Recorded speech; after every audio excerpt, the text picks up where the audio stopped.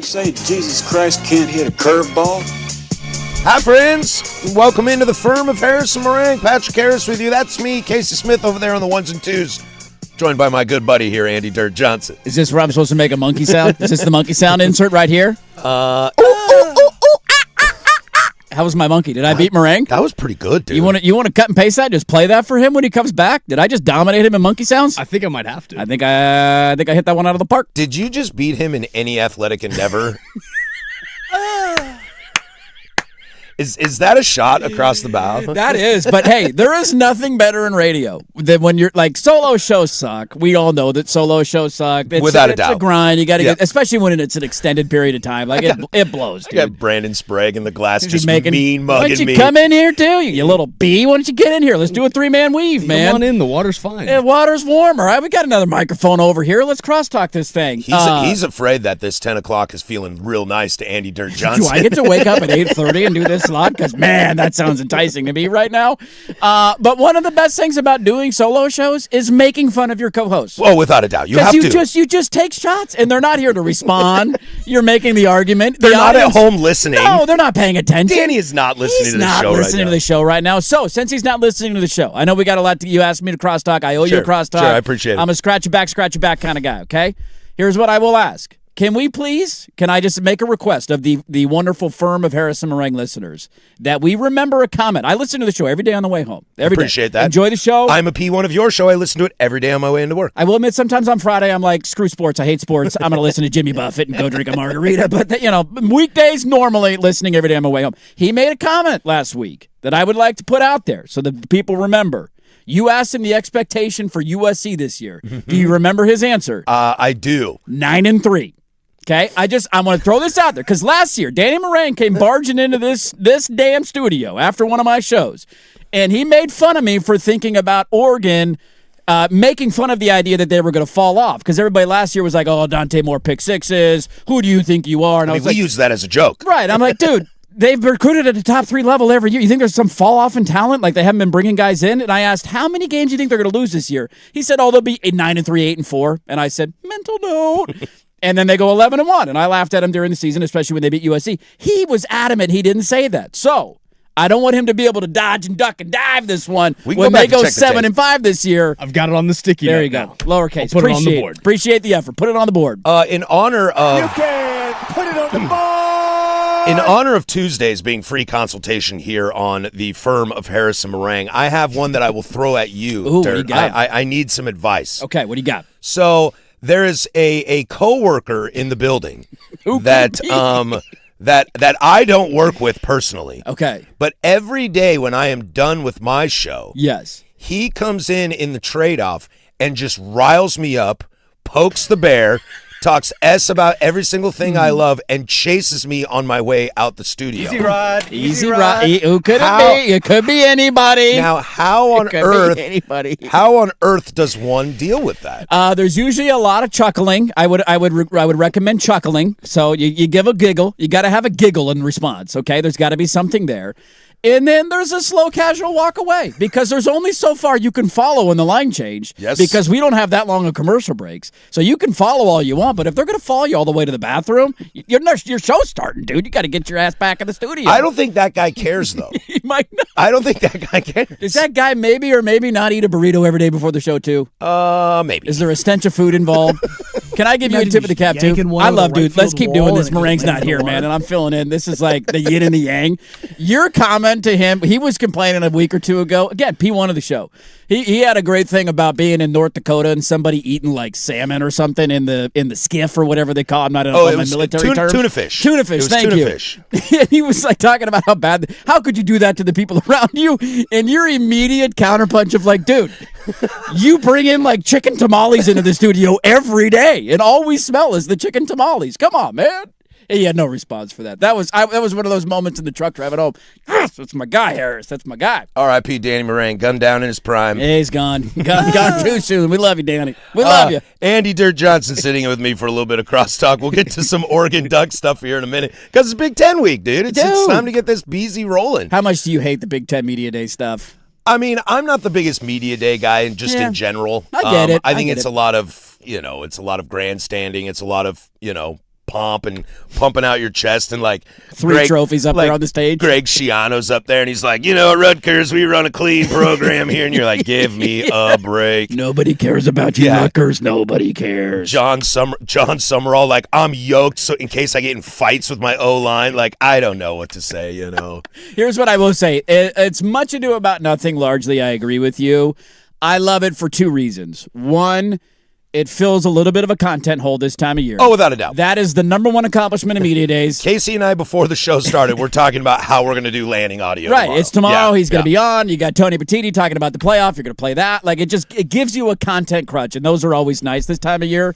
And the only other reason I love them is that it's a reminder of like, oh, my God. It's almost here. We're almost here. It's kind of like a significant kickoff to the year. Not that you necessarily need it. And you guys in the Pac-12, you turn your noses up. You said we don't need your stupid media days. We're too good for that. You guys getting run by Tom Dundon over there? You're cutting corners. We can't have media days. Well, Come on, man. Flying from Pullman and Texas State, wherever the hell that is Texas a state?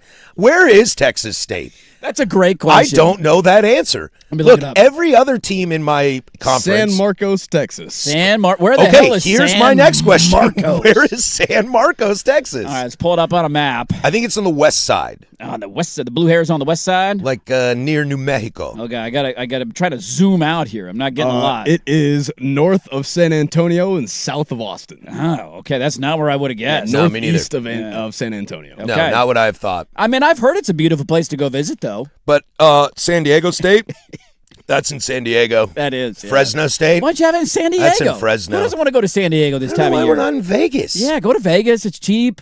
People can gamble. Can you imagine if they did Pac-12 Media Days in, like, Boise?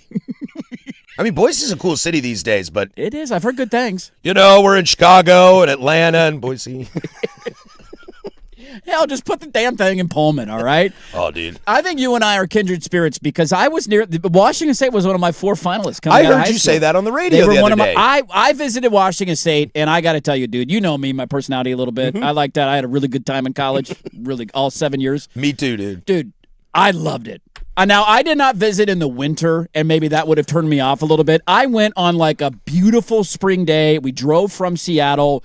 You're going through the wheat fields. You're like, where the hell is... And then you're like, oh, there's a college campus out of nowhere. Beautiful old college Dude, campus. it's all right there. It's all... I loved Washington State. I didn't obviously end up going there, but I fell visited in in love with it. January. A little bit of a different That vibe, I'd wind imagine. chill started to kick in a little bit. Yeah, there's pluses and minuses. In Pullman, like, October 1st to February 28th is kind of rough life.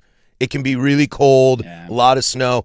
However, the summers are amazing out there. I bet, yeah. Snake River is down the road, so if you stay for a summer, which some of us had to take some classes. In order to finish, get a degree. And, Look at that a bit. There was a lot of fun. There was a lot of fun there. Yeah. But I mean, Halloween, when you see all the girls out in their skimpy costumes and it's, 7 degrees out, is kind of brutal. One year I decided to join them in that endeavor, and I was a sexy nurse. Sexy nurse for Patrick Halloween. Harris. Oh, yeah, and I had, like, hair, and I was, 50 pounds lighter. I Sure. was actually worth a damn. And it was really, really cold. I had a skirt on. I immediately regretted that decision. What are we doing? What were you thinking going out in that kind of weather, Patrick Harris? Liquid blankets are great. R.I.P. Danny Marang. And now we're going to R.I.P. Brandon Sprague here. Oh, okay, let's kill him off. What do you have to do in the morning to prep yourself for Grumpy Gus Brandon Sprague every morning? The hardest part about our show, I will say, and we are both guilty of this, and I think everybody is guilty of this in life. When you're tired and you didn't get a great night's sleep, there's just a level of grog and like you just don't want to deal with people that is involved with it. And I know we each have that is the hardest thing I think about. Getting off at 10 o'clock in the morning is fantastic. I bet. And you get done, you're like, dude, I got the rest of the day. Let's go hang. I can nap, I can golf. Right, and then I can be wasted by 3 o'clock. Right, and then your internal clock kicks in at like 6, and you're like, I got to go to bed in an hour and a half, man. What the hell happened to my day? It's all gone. But the hardest part is managing and having the self-awareness, which we're both not great at times of like, this one's, I'm just grumpy right now. Like sometimes you'll get to a commercial break and you'll get through a segment, and you'll kind of look internally and be like, yeah, I was kind of a little B in that segment. That was kind of me. Why am I angry? Why am I snapping? It's because I got 2.5 hours of sleep last night. 6:02 in the Rose City, and I need you right here, Andrew. Get your caffeine in your system. Overcoming the morning grump is not an easy thing to do. But then you have the days where the stars align, and it's fantastic. But one thing I've noticed from you guys that I think you're so great, and I think most of our listeners understand the grind that is getting up at 4:30 every day. You guys have seemed to really adjust to it in your personal lives fairly well. Yes. Like the wife, the kid, the future kid, and, we don't want to necessarily speak for Brandon, but I think we can a little bit, that you guys have moved to it like you never want to not do mornings. Yeah, the idea We never is, say never, but you're in a groove. Like, this is an awesome spot for you and yours. Dude, there's the catch-22 of it, because on the one side, waking up early blows. On the other side, being off early with work and being around, now that I'm a dad and having kids, and you know this, of like, dude, being able to do stuff and like not... The idea of a primetime schedule is always intriguing in my head. Of course. I'm a night owl. I've always been a night owl. When we were a night show back in the day, we'd get done with the show at 10 o'clock at night. I'd be up till 3 o'clock in the morning, and you'd wake up at 10. You wouldn't have to be in the studio till 4. Like, that was my clock system, and it was very normal for me because that's the way I was when I was younger.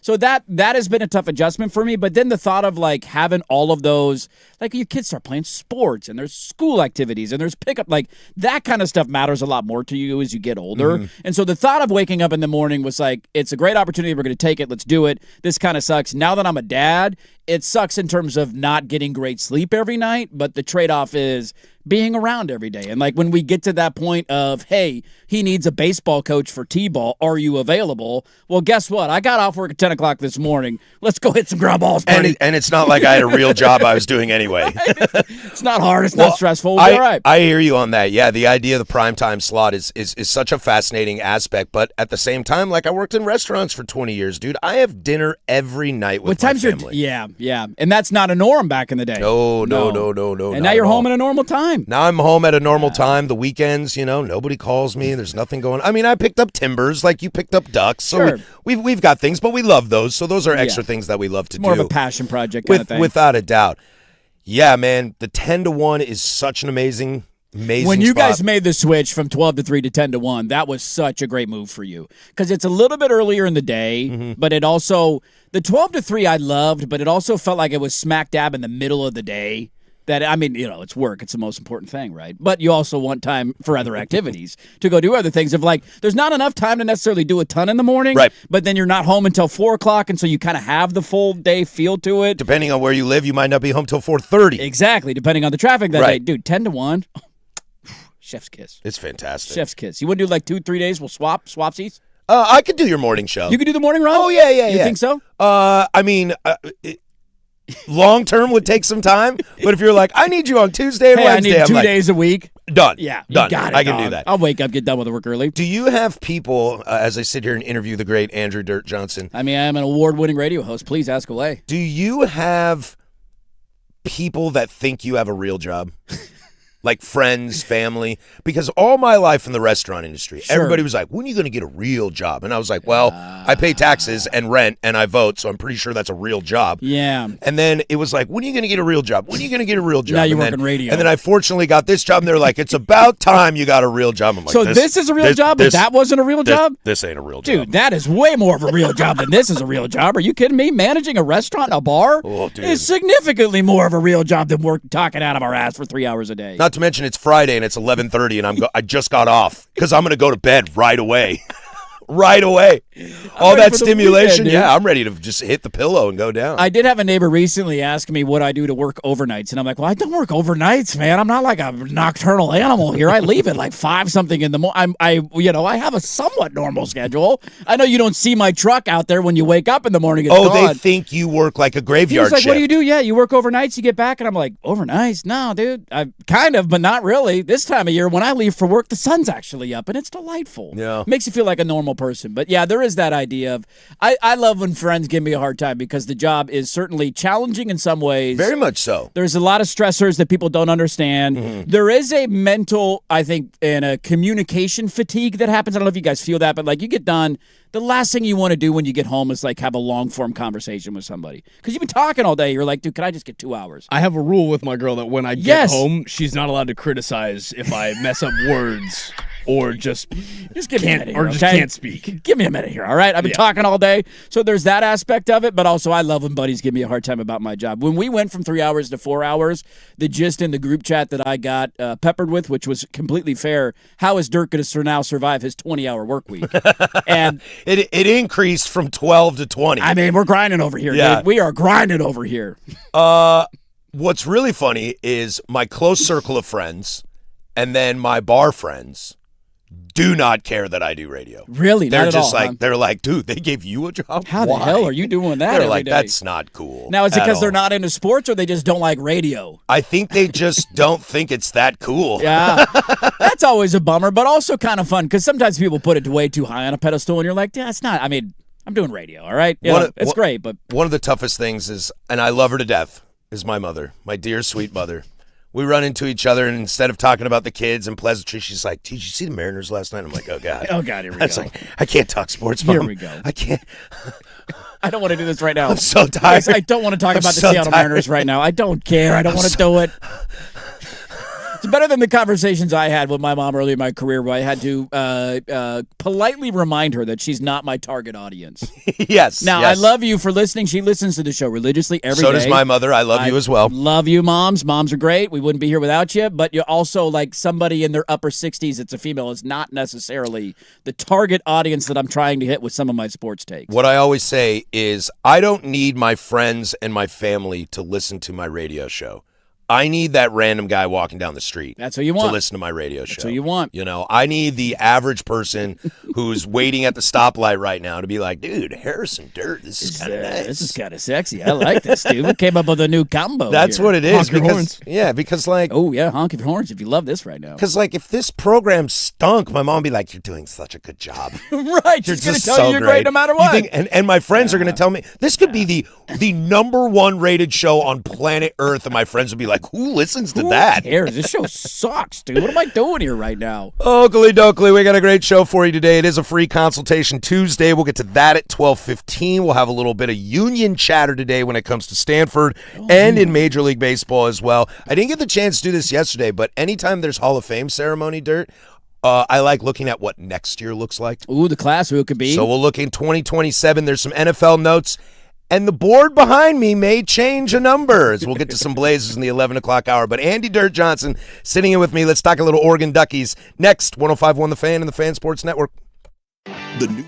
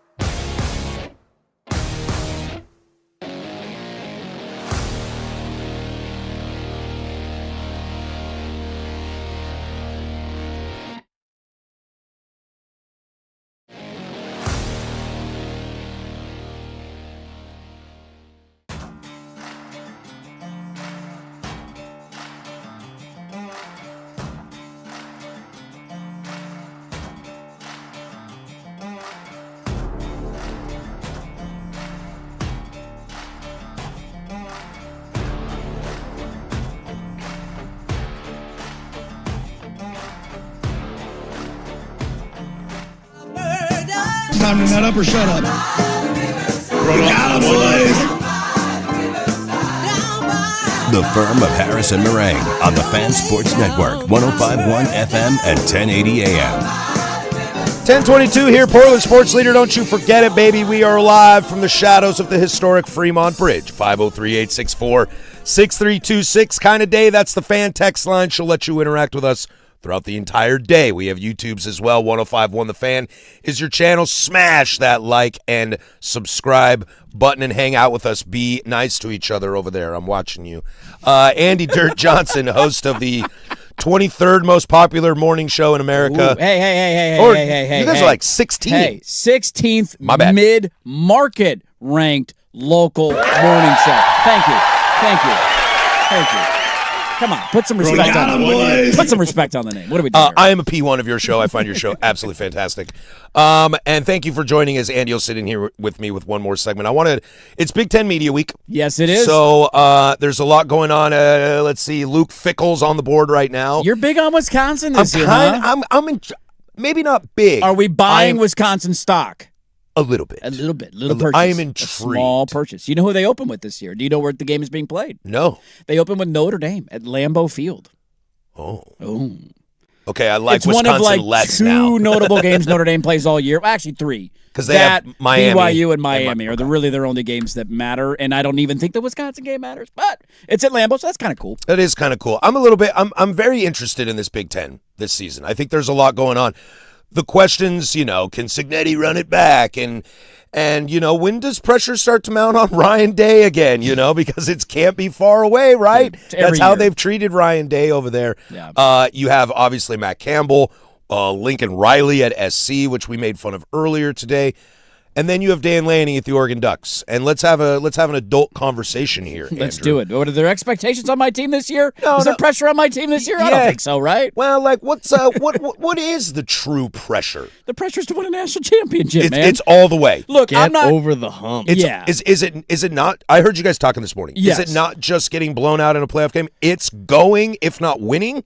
Here's what I will say. I don't like, and I despise the phrasing of title or bust, because I don't know if we're aware of this, guys. It's really hard to win a national championship. And it's harder than it's ever been, and we've all talked about this and waxed poetically about this phrase. You are correct. Like the idea of it being a failure if you don't win the title, I just laugh at. That's ridiculous, and I'm not going to go that far. Now, how does it look upon not winning a national championship? If you get blown out again, by all means, that's a failure of a season. If you go to the playoff and you win 2 games and you find yourself in the semis and your quarterbacks get banged up and they hit a game-winning field goal and you lose 27-24, I'm not going to come on the air and say that's a failure of a year. I am not either. Right? It's like, dude, you were close. Damn it. Thing just didn't bounce your way. That's tough luck, but we'll be back again next year. You're not going anywhere. So I don't like the title or bust, but yeah, dude, there's no doubt the expectation this year. And this is a testament to Lanning and what he's built, because literally 2 years ago, we came into the year saying this is the most talented Oregon team of all time. Look at this. Oh my God. And they damn near lost to Boise and Idaho in the first 2 weeks of the season and then went undefeated and won the Big Ten before the Ohio State game happened. We said that 2 years ago, and now 2 years later, we're saying this is the most talented Oregon team again. So, that's the thing with Lanning, is that if they don't do it this year, I have no doubt in the back of my mind, there will be a year, whether it's next year or the year after that, we're like, hey, this is the most talented Oregon team we've ever seen. This team will probably win a title. They're not going anywhere, but yeah, the expectation until you do it is to win a national championship. 2 things. One, I think you'll get one in the next 5 years. There's no bias. There's no homer alert. I'm rooting for you. I'm trying to win you over slowly but surely. I don't think it's going to happen, but I'm trying, man. I'm efforting. But I also think Oregon sits in an interesting situation that if you go back, I know you were talking about, if we use the line of demarcation of 1998. Okay, 1998 and post. Yes. 98 is Tennessee. Tennessee first title. Tennessee first title is 98. If you go through all the programs that have won since then, how many are at the level of Oregon that haven't? And I think that's a little built-in pressure and a little bit built-in unfair pressure, For maybe. sure, dude. Expectations, because just because you've been a solid program for the last 25 years, Without a doubt, doesn't dude. mean that should be held against you. That's I would argue. Great question, dude. That is a good question. Maybe Penn State, maybe Notre Dame. Notre Dame is a good one. That's the first one that jumped out of my mind since 1998. But Miami's got one, SC has got one, Texas has one, Auburn has one. Ohio State has a couple. Florida's are there. Georgia, Bama. Even Tennessee counts in this. I mean, they won the first one, yeah, Exactly. in 1998. outside I don't think UW's a program high enough. I don't think Wisconsin's a program high enough. Maybe Penn State post Joe Pa is not a program high enough. Yeah, they went through some. I mean, obviously the sanctions certainly impacted it. Wisconsin was Wisconsin was a really good program, and I know Fickle. I'm not talking about them just because we brought them up, but you go back to what they were winning Rose Bowls. They had Heisman Trophy winners. Barry Alvarez, Brett was Bielema. great. They were in the mix every year, so they'd be one I'd throw into that category. But yeah, to the larger point, that's why there's such a sense of urgency, and then also last year was a mind bleep, if you will, because Oregon, to your point, has been that program that's been on the doorstep forever. Mm-hmm. And then Indiana was like, beep, beep, we're going to go right by you. Wait, you were just the worst program in the history of college football, and in a year and a half you went from that to winning how is that possible? They passed you on the shoulder in the speed lane. On the shoulder, dude, that's not... in the left lane. That's against the law! Yeah. You get in the lane! And they did it, and they won a national title out of it. And so I think that added to the sense of urgency because, and I talked about this when it happened, there has always been, one of the things about Oregon that was exciting about them kind of bursting onto the scene was the idea of them being the first time national champion, if that makes sense, since Florida. The last time a team had won their quote-unquote first national title was Florida, was Spurrier. Yeah. Oh, Spurrier. Spurrier in the 90s. They had never won a title. Before that, they won. That was the last time a team that won a national title. It was their first ever national title until Indiana. They had never won a national title. The second losing program so of you all got time. Jumped in line of that, of Oregon has been that team that was close, and we always thought we would be that. And then Indiana said, hold my beer. We're gonna jump you in line here. Last question, and then I'll let you get out of here because I know you're working for free right now. I got to give me a Honey Baked Ham gift card or something. I think on my way out the door. Dante Moore. Dante Moore. Don't throw a pick six. Is this... I don't want to ask the stupid question of how much pressure's on Dante Moore. A lot. But But is this a team that can win in spite of Dante? Or is this a team that is going to need him to be that Heisman Trophy candidate, potential number one overall? Or can it absorb some of maybe... Look, you know me. I don't find a lot of faults in Dante. I'm very high on Dante. I like him as a quarterback and an NFL prospect. Mm-hmm. I know the guy who sits in your chair during this show disagrees with me, and that's fine. There are some warts. There are some cracks that Dante can show. No doubt about it, dude. But it felt like last year, whenever Dante didn't play well, the team didn't play well. But I would argue this team is more talented than last year. Can this team absorb some maybe reckless, careless mistakes? They're better suited this year than they were last year. That is for sure. Because they're older, they're more veteran-led, and I think there's another year of continuity where it was interesting to look at Phil Steele, and I know you guys have done some of their rankings about, coming into the year, metrics and stats and all that.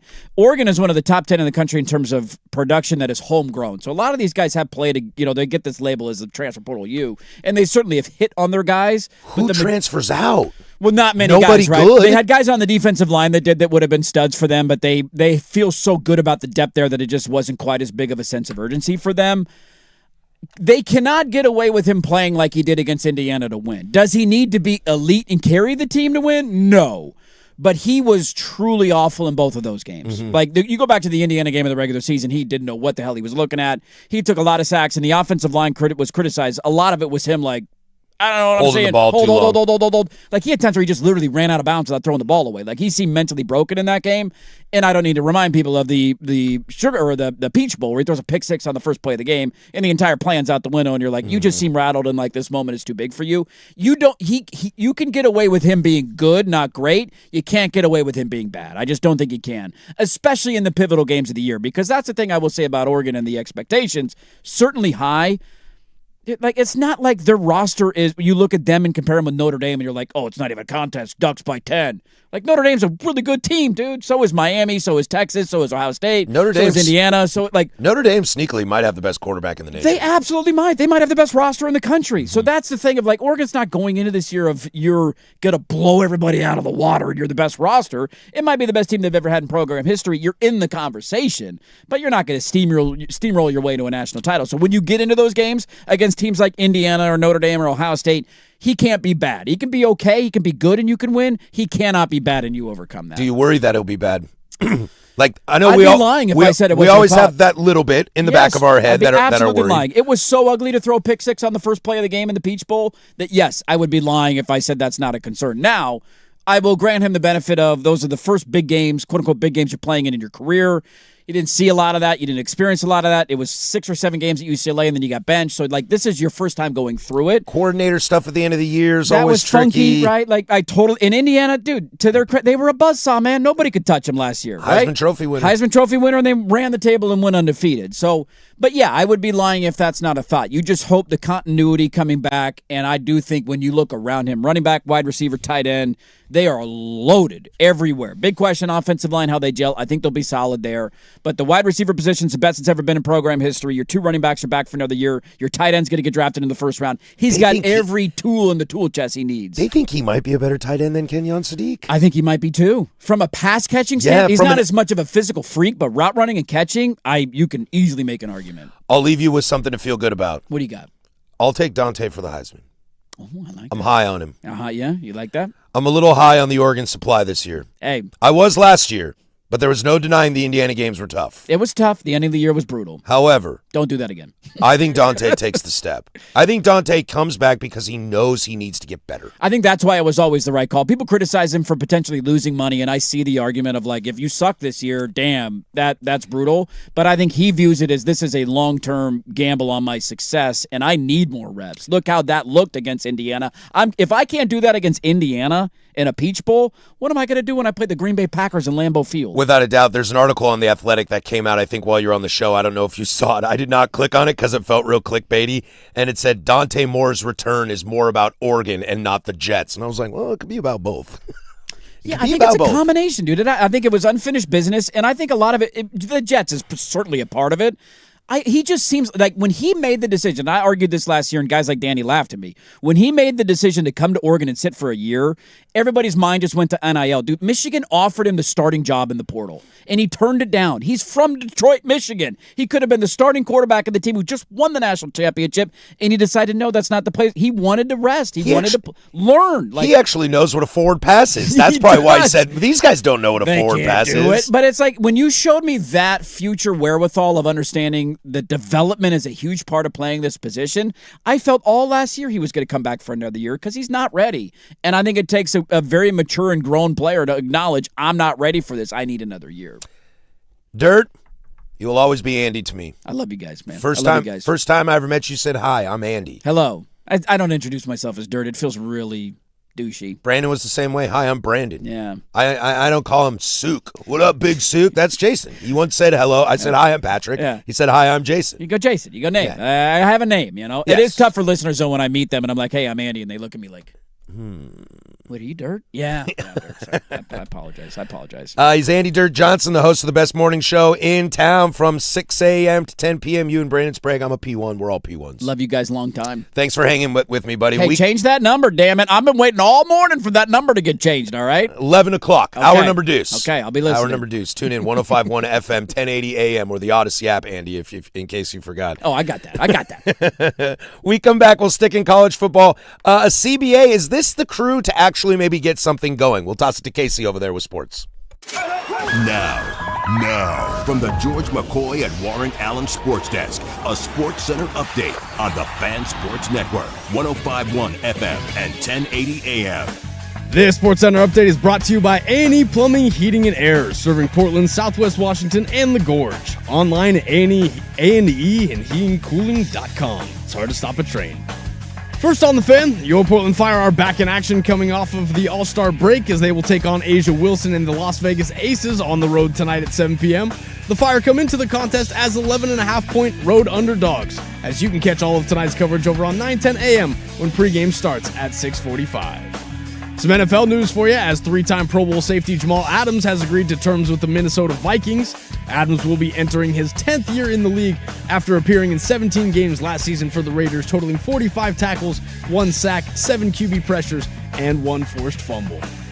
Two-time Pro Bowl defensive tackle Vita Vea has requested a trade from the Tampa Bay Buccaneers after contract extension talks have stalled. Vea is entering his final year of a 4-year, $71 million deal and is set to make $7 million this year. And finally, some MLB news for you, as Yankees All-Star outfielder Cody Bellinger will be out 4 to 6 weeks due to a grade 2 left hamstring strain. Bellinger was placed on the 10-day injured list after he felt tightness in his hamstring during the Yankees' 3-1 win over the Phillies on Saturday night. And for more sports scores and stories in 30 minutes, I'm lowercase from the George McCoy at Warren Allen Sports Desk. Hurt, missing work?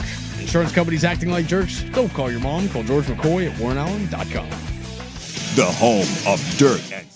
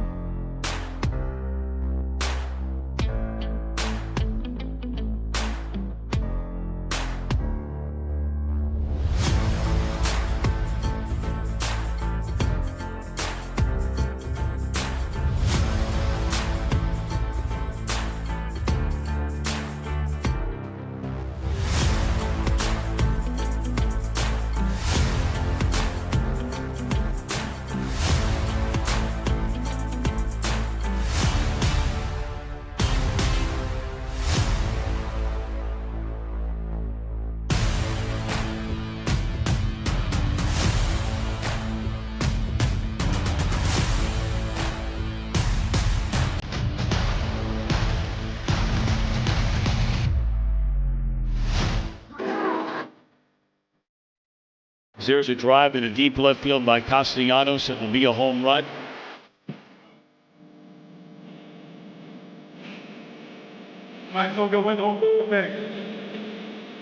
The Firm of Harris and Marang on the Fan Sports Network, 105.1 FM and 1080 AM. A big thanks to our guy Andy Dirt Johnson for sitting in with us talking a little Duck football. I'm gonna do a decent little preview this week of the Oregon Ducks. I think we'll do that Thursday because we'll get some Dan Lanning audio from the presser tomorrow. We'll circle back on that on Thursday and kind of dive into what this Oregon team is going to look like this year because they're really fascinating. The fact that they're not really addressing the offensive line in portal makes me believe they really like what they have in-house. A small little story over here that could become a large story that I'm very, very focused on and curious about. This is an article from Dan Murphy at ESPN.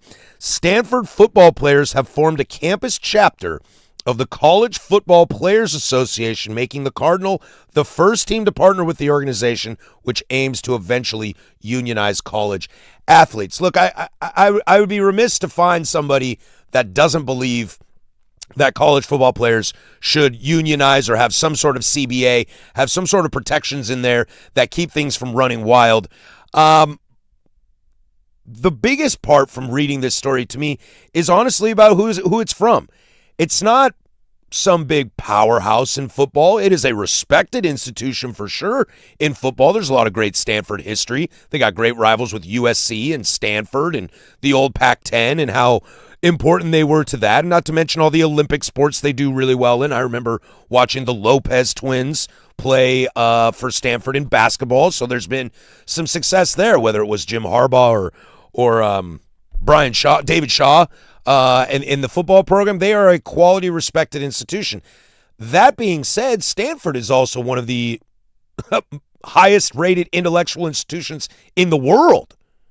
And that's not just in America, that's across the world. It's the Harvard of the West Coast. If there's any college football program that I trust to push the narrative to eventually get some sort of unionized deal in college football, I like to think it's the Brainiacs at Stanford. Yeah, you think they got some lawyers over there, Casey, that might be able to figure out how to tackle this from a legal standpoint? Well, the Wall Street Journal calls it the #1 university in the nation. So Boom. There you go. Yep, we'll call them the best in the world. So you put those kind of brains together, and you're talking about former politicians have been there, large execs of giant CEOs have went to school there. There's a lot of connections and there's a lot of ties. That while Stanford, in the new way of college football, I don't know if Stanford will ever get back to those, David Shaw, Jim Harbaugh days. But there's still a massively accredited university that is still partaking. If these guys come knocking at the door, I might join up with them. Was Bryce Love the last Stanford Heisman candidate? Christian McCaffrey, Toby Gerhardt. Is Bryce after that? Yeah, he's after that. He's after McCaffrey. And he's after Luck. Yeah, I would say. That was still, 10 years ago? Yeah, not a bad. Now, I think the ACC was a bad decision for them. 100%. And I think they'll realize that. And as a Pac-10, Pac-12 member, I'd love to have them back. I think it helps them in other sports, maybe, the baseball, the basketball. But this only hurts them, their football program. Mm-hmm. Them being aligned with the ACC doesn't sit well for me.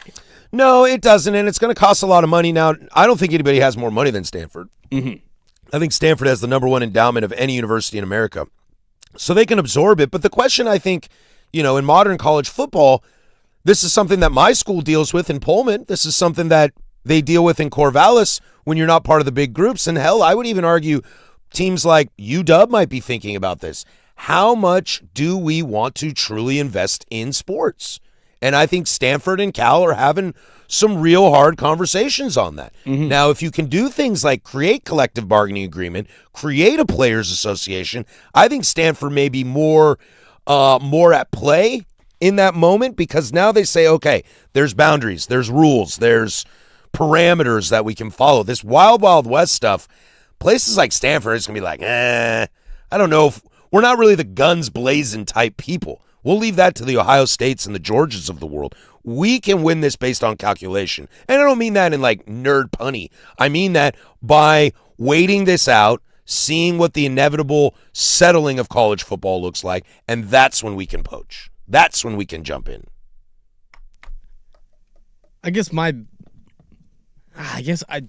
Do you believe in Stanford this year? No. Do you believe in Stanford in growing their football program in the next few years to be a contender? Not in the ACC and not in the current landscape of college football. No, I do not. In order for them to make, the big stamp that they want to make, they have to be more impactful on the field. Because, again, Stanford's always going to have the institution behind them where their academics is going to be upheld and they're going to be hoisted up as this great institution. Because they are. Yeah, but I think what you're talking about is... But how does it impact the rest of college football? You have to be impactful in college football. The last time Stanford was worth a damn, you were in middle school? Yep. Yeah, so your generation doesn't look at Stanford like my generation does? We do it in the sense of academically, but not in the sense of Not football, not sports. not sport. Yeah. Not quite yet. Yeah, how many people in your generation know that John Elway went to Stanford? Many, but that's still in the distance. again, That's a long way that's away. in the distance. Yeah, that's a long way away. Yeah, I guess maybe I looked at it more from the intellectual side of if there's anybody that can figure out, because if you look at the other high institutions in this country, whether it's, Harvard, Brown, Yale, any of those other Ivy Leagues, I don't know, they don't have the same history and prowess that Stanford does. But to your point, is Stanford starting to fade away? Mm-hmm. And that's what I worry about, because if you do start to fade away, then you're only going to be seen as the academic institutional school. People will just start to disregard you when you want to impact the actual sport. Mm-hmm. People will just disregard you and say, go do your thing. Yeah, because I think Yale and Harvard each have like 4 national titles, but they're 100 years ago. Mm-hmm. Be interesting to see. This is one of the quotes from, let's see, who is this from? Ernest Cooper, who is a chapter leader at Stanford. He says, I'm not sure on a timeline, but my personal opinion is that it's inevitable, more so than possible. It needs to happen. The question is when. As a Power 4 college football player, you're working out year-round, you're getting paid. I don't see why people wouldn't see us as employees. And unfortunately, it might take Congress to do something about it. You know how I am. I don't like when politics get involved in my sports. And again, NCAA lawyers, that's just them puckering up once again. Yeah, if NCAA lawyers are taking on Stanford lawyers, though, I'm going to go with Stanford. I'm going to go with Stanford. I'm going to back the Stanford guys. Let's stick in college football here for a hot moment. I got a question. Is this guy going to become a good guy again? Because he keeps doing this. I don't know if he'll do it right away. But my question is he going to be a nice guy again? More college football next. 105.1 The Fan.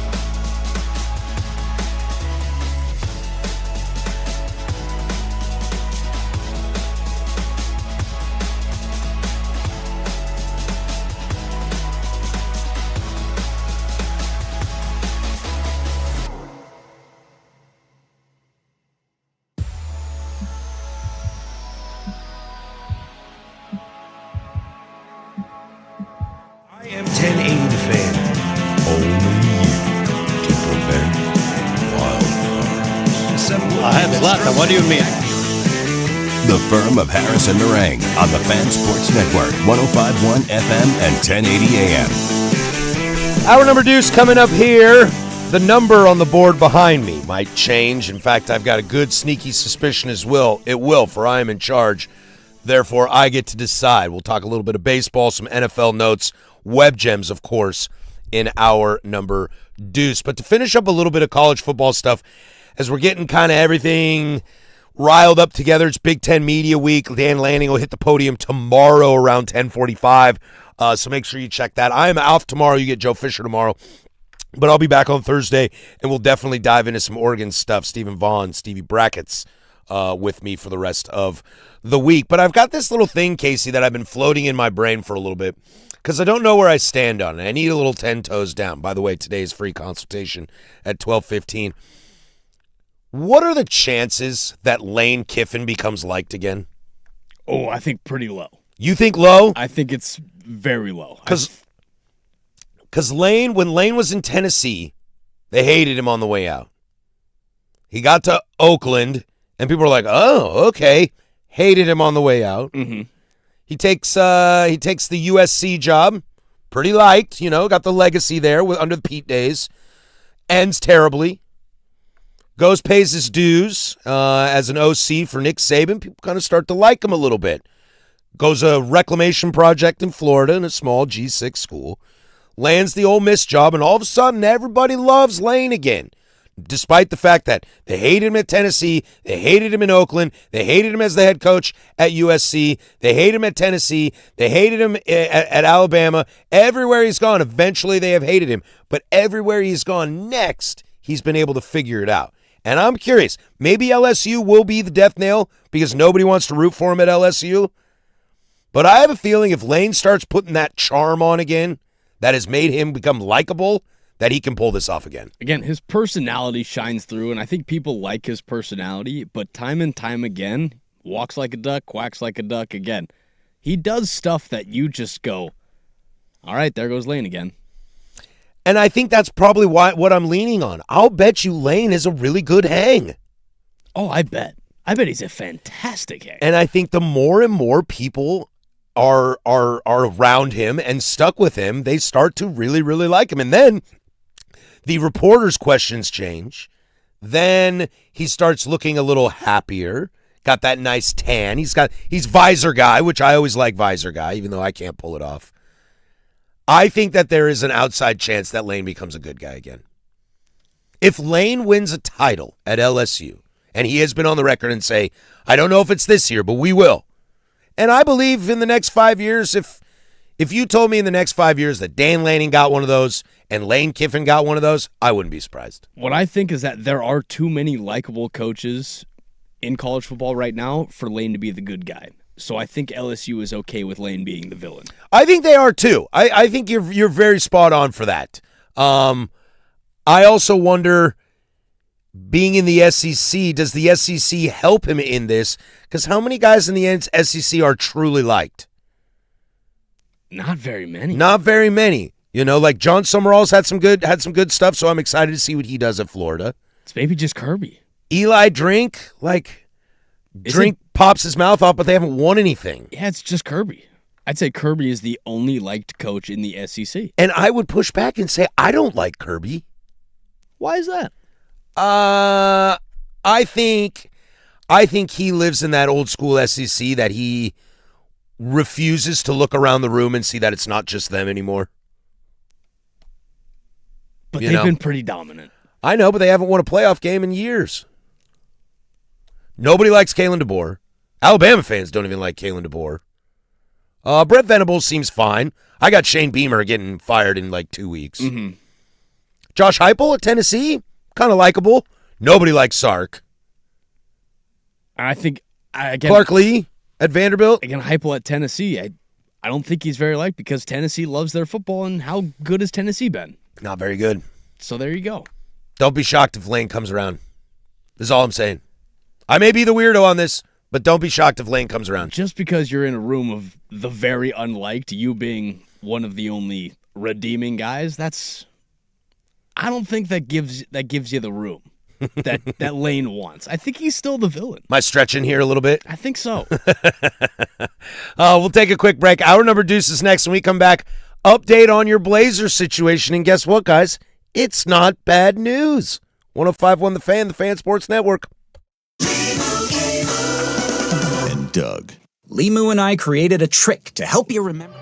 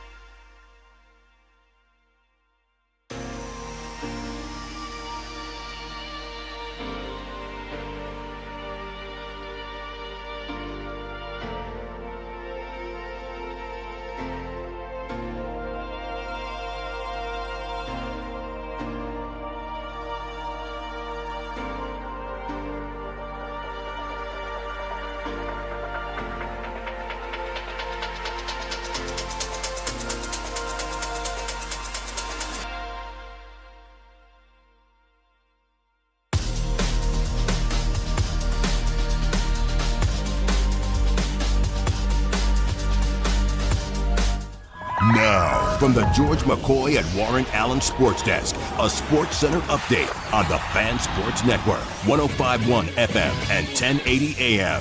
First on the Fan, your Portland Fire are back in action. Coming back from the All-Star break as they will take on Asia Wilson and the Las Vegas Aces on the road tonight at 7 p.m.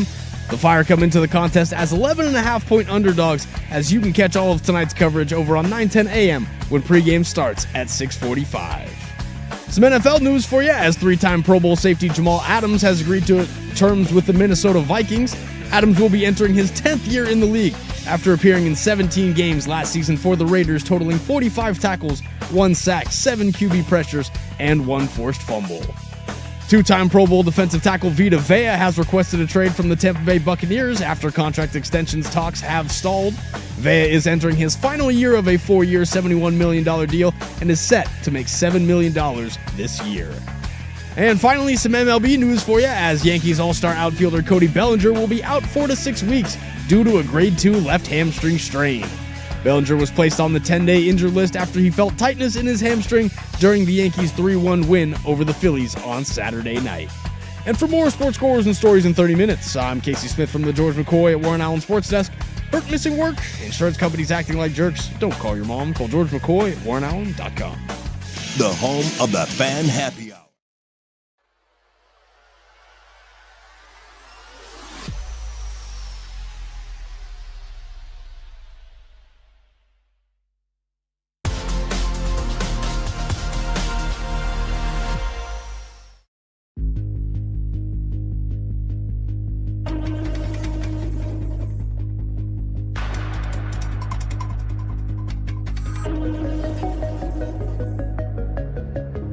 Number Deuce here. If missing the first hour, you can download that over at the Fan Podcast, 1051thefan.com.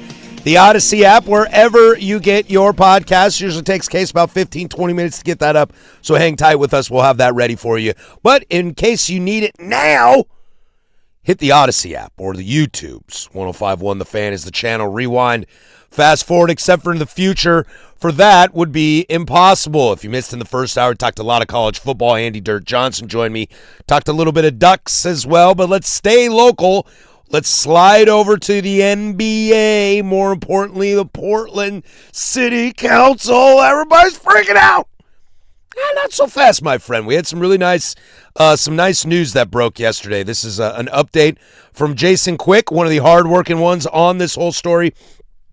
Is updated after he spoke with Dwayne Hankins, who is the president of basketball operations for the Portland Trail Blazers.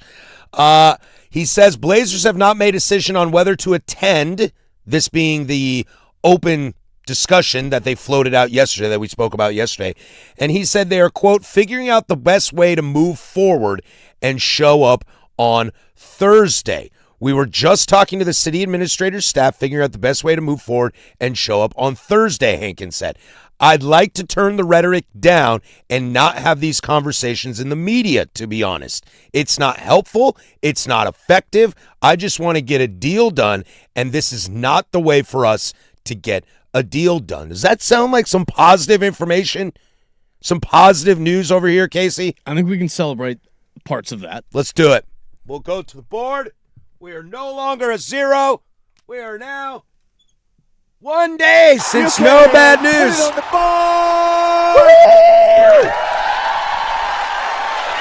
board. 1 day since no bad news. Let's get this thing moved to Tuesday, to 2 days, and then 3 days. Not 4, not 5, not 6, but let's be real here for a moment. This is a great move by the Blazers, okay? I think the city also did a great idea by putting this out in the public and saying, hey, Thursday, come chat with us. Because it forces you to make a move. We talked about this yesterday. It forces you to make a move. I don't love that it's in public. I think Hankins is totally spot on this, that this is not something you should be discussing in the media, but you should sit down at tables and act like adults. And for the Blazers to come through and say, you know what, we agree. We would like to talk about this. I think it's something, again, we got to yesterday. This is going to be inevitable. Like, this is going to be, they're going to get a deal done. It's just how much clout and how much are you willing to secede in this, and how much are you willing to stake your reputation on it? Because like I said yesterday, politicians can get voted out. I can't vote Tom Dundon out. Again, if city council is going to be up in arms to get the public reaction and try to get the reaction that they want. All right, now the Blazers can go, okay, I'm going to sit back Thursday. All right, now what we're going to do is we're going to format this discussion out, and we're not going to get into, a little grudge match in here. I want to structure this, this content out of this, what we want to discuss. That way we're not getting in this back and forth that city council loves to do, but that we're having a good structured conversation that can actually benefit the people around us. Yeah, and another piece of good news that came out, sounds like the county has figured out where they are going to get their portion of the money. It's going to come out some rental tax fees, and that will get them to pass their vote. So now the county, who kind of stalled for a minute, and you're thinking, oh God, no. Okay, this is not good. If they're going to join the city, now you have the city and the county against you. That kind of starts to pile up. But if the county's ready to go now, and they'll vote on August 3rd, which is Monday, I believe, and they vote yes on that, again, this falls back in city council's laps. And I know that city council is going to fight for all the information to be included. They want to know how the money's going to be spent. They want to know where their money's coming from. And I get they got a lot. But I think it's still going to be a real tough read for city council on that vote on Monday, or on that vote on August 6th that they will have, knowing that the county has passed it and figured out their issues. The state already said yes. For them to be the ones that say no, I think ends up being a worse look for them than it could have been. Yeah, if you want to say no and then try to strong arm with the no leverage that you have, go for it. Mm-hmm. See what happens and see what the public reaction will be. And that's what gets frustrating to me, because it's like, and that's where I can kind of get into that a little bit. Fine. You don't want them here? Then fine. Take them. Fine. I see what happens. Let me know. Part of me wants to call that bluff on them because I think they would have to eat some crow real hard and the city would take a huge hit. And I'd have plenty of time to do it because I probably don't have a job anymore. They would be martyred from the city. Without a doubt. They would be, we would know their names. That's the issue is we don't necessarily know who the players are again, off the top of your head. We don't know who the players are like we know the Blazers lineup. Mm-hmm. We'll know who they are. Oh, yeah. We'll know their faces. Oh, I had when we were talking about the county the other day, I had somebody texting in all their names and their phone numbers to call them. And I was like, whoa.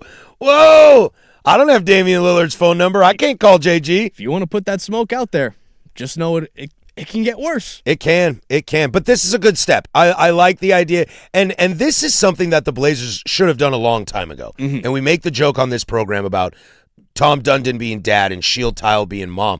We haven't heard anything from Hankins in a while. Like, put Dwayne Hankins out front. That's a Blazer guy who's been here for a while. He's not the GM. You can't get mad at him about, if you're pissed off about Ja Morant or not making moves in the offseason. You can't put that on Hankins.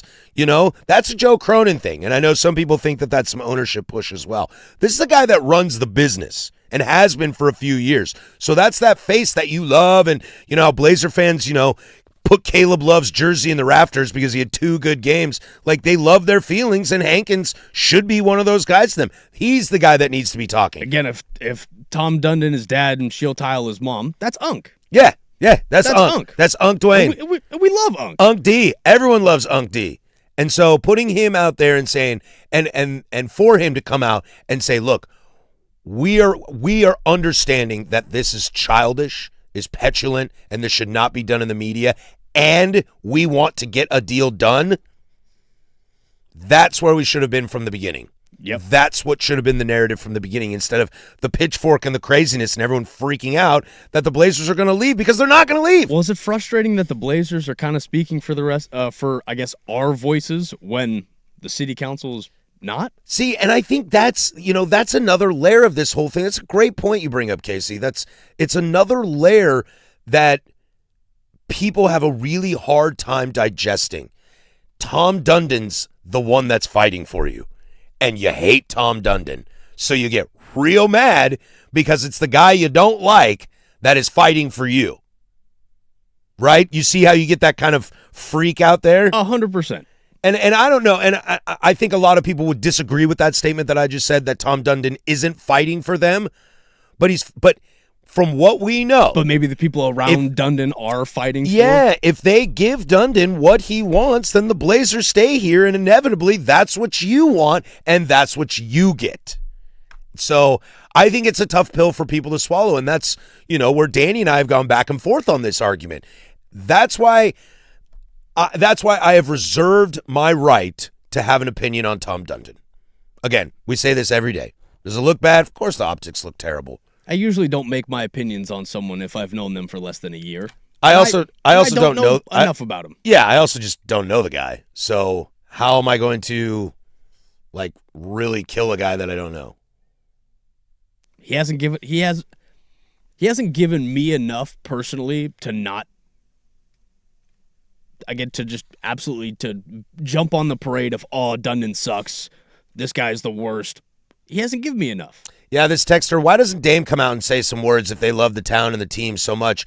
I've heard one thing from the players. That's an interesting aspect as well. Dame is good regardless. Yes. Because Dame is set in this city regardless. Yeah, and look, even though, Damian Lillard has got more clout than Tom Dundon does, there's no doubt about that. Why would Dame ride for someone if there's still the up in the air decision about do we like this guy or not? Yeah. We love Dame. If Dame then rides for the guy that we're still up in the air about, do we like Dame less or do we like Dundon more? I think both will happen. People will go, okay, if Dame immediately rides for Dundon, people go, oh, okay, now I have to ride for Dundon because Dame rode for Dundon. Or you take a step back and go, well, why is Dame riding for this guy? I don't even like this guy. Yeah, but I also think you can get into a real sticky situation if you come out and start questioning your boss. 100%. That's the one thing you don't want to touch. If your boss is Donald Sterling, you can come out and say stuff. But Tom Dundon ain't that. Okay, so you don't like his subprime loans. I don't like that either. But He didn't do anything illegal, according to the law. Dame wasn't vocal with a lot of the Terry stuff, so why would he be vocal now? Exactly. This texter, this is something we brought up yesterday. Were you all aware that the city is voting today to spend $135 million on a new 3,000-seat theater at the PSU campus and a renovated Keller Auditorium? I do know that. Yes, we I did. do know that. And I do know that they're going to pass it and they're going to vote yes on it. And what I said in a subreddit the other day, I ended up commenting and I ended up posting. And I said, you better look at the Moda Center, the same situation. Because if I were on city council, I'd be voting yes for both of those. Keep that same energy. Because both of those are extremely important things that benefit this city. Look, just because you don't like basketball doesn't mean you can poop on the Moda Center. Just because you don't like Broadway plays and symphonies doesn't mean you can poop on the Keller Auditorium. Both of them will bring in revenue and end up impacting our city in a positive way. Bingo. Why wouldn't you like that? Now, where they're getting the money for all of it, that's going to be the interesting thing. Does some of the climate fund come in for the Moda Center? Where are they going to find this $135 million for PSU and the Keller? Is that maybe the arts tax that you guys send me letters about and I haven't lived in the state of Oregon in 5 years? Like, is that what we're going to talk to me about? Again, you can't move the goalposts. You can't rob Peter to pay Paul. If you want nice things, it costs money. And I think $135 million for the Keller and a PSU spot and $120 million for the Moda Center, it's not a problem for me. Inject more money into the city because guess what? We need it. Mm-hmm. And I know, as long as we manage it well. That's our biggest worry is don't mismanage the funds. Exactly. Let's just actually benefit our city in the ways that we want to see it. Let's take a quick break, and when we come back, I want to read some of your thoughts, 503-864-6326 or over on the YouTubes. And don't forget, it's a free consultation Tuesday. We'll do that at 12:15. So any help you need with your love life, your work life, your personal life, whatever you need, send that in on the fan text line or over at YouTube's. We'll do that in about an hour from now. Blazer Reaction when we come back, 105.1 The Fan. The biggest...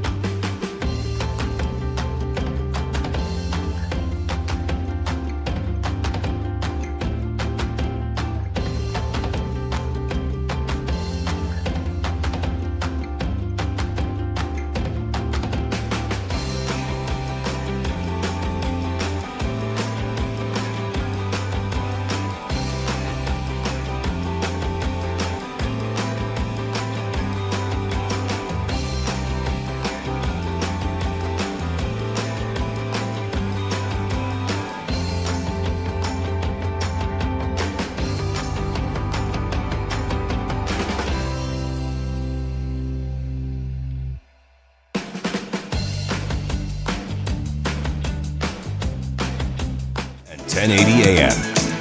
503-864-6326. That's the fan text line, or over on the YouTubes. I'd love to read some of your thoughts, and then we'll move along. I think we should celebrate good news when good news happens and not turn ourselves too much to make it look even worse. Let's see here. I know this isn't necessarily what's being discussed, but I'm so exhausted by people who are spinning everything that is happening as 100% negative and a sign the team is moving. They could sign a lease for 30 years, and these guys could say they'll just still get out of it. I think that's a lot of that wounded animal kind of mentality. I think there are people that are legitimately so afraid that they are willing to just live in that doom and gloom at all time. This other text, sorry, but Dundon has been a jerk from the beginning, and he has done nothing to integrate himself to the people of Portland. And look, I totally understand that as well.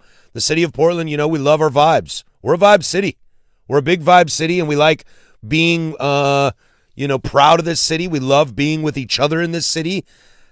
But at the same time, I don't need Tom Dundon to be a Portland guy. I want to win basketball games. I got more issues about 5 centers and 5 guards than I do if Tom Dundon's nice to me. I have a bigger issue with our city council not wanting to play ball. Me too. I think that should be a bigger issue than Tom Dundon was approved by the NBA Board of Governors. The fact that our city council doesn't necessarily want to play ball with the NBA in their way, and they just want to take their ball and go home, drives me up a wall right now. It's ridiculous. That's crazy to me. If they don't get the money for either, you can kiss hotels and jobs bye-bye. Hotels are already struggling because things fly over us to Seattle. Bingo. It's just the economic ripple is a lot bigger than you realize. It's a lot bigger than you realize because whether you like sports or not, sports are synonymous with towns. And then when you start thinking about, like you live in, let's say you live in Indianapolis, and you're going to come out west. You're like, where should I go? I've heard cool things about Portland.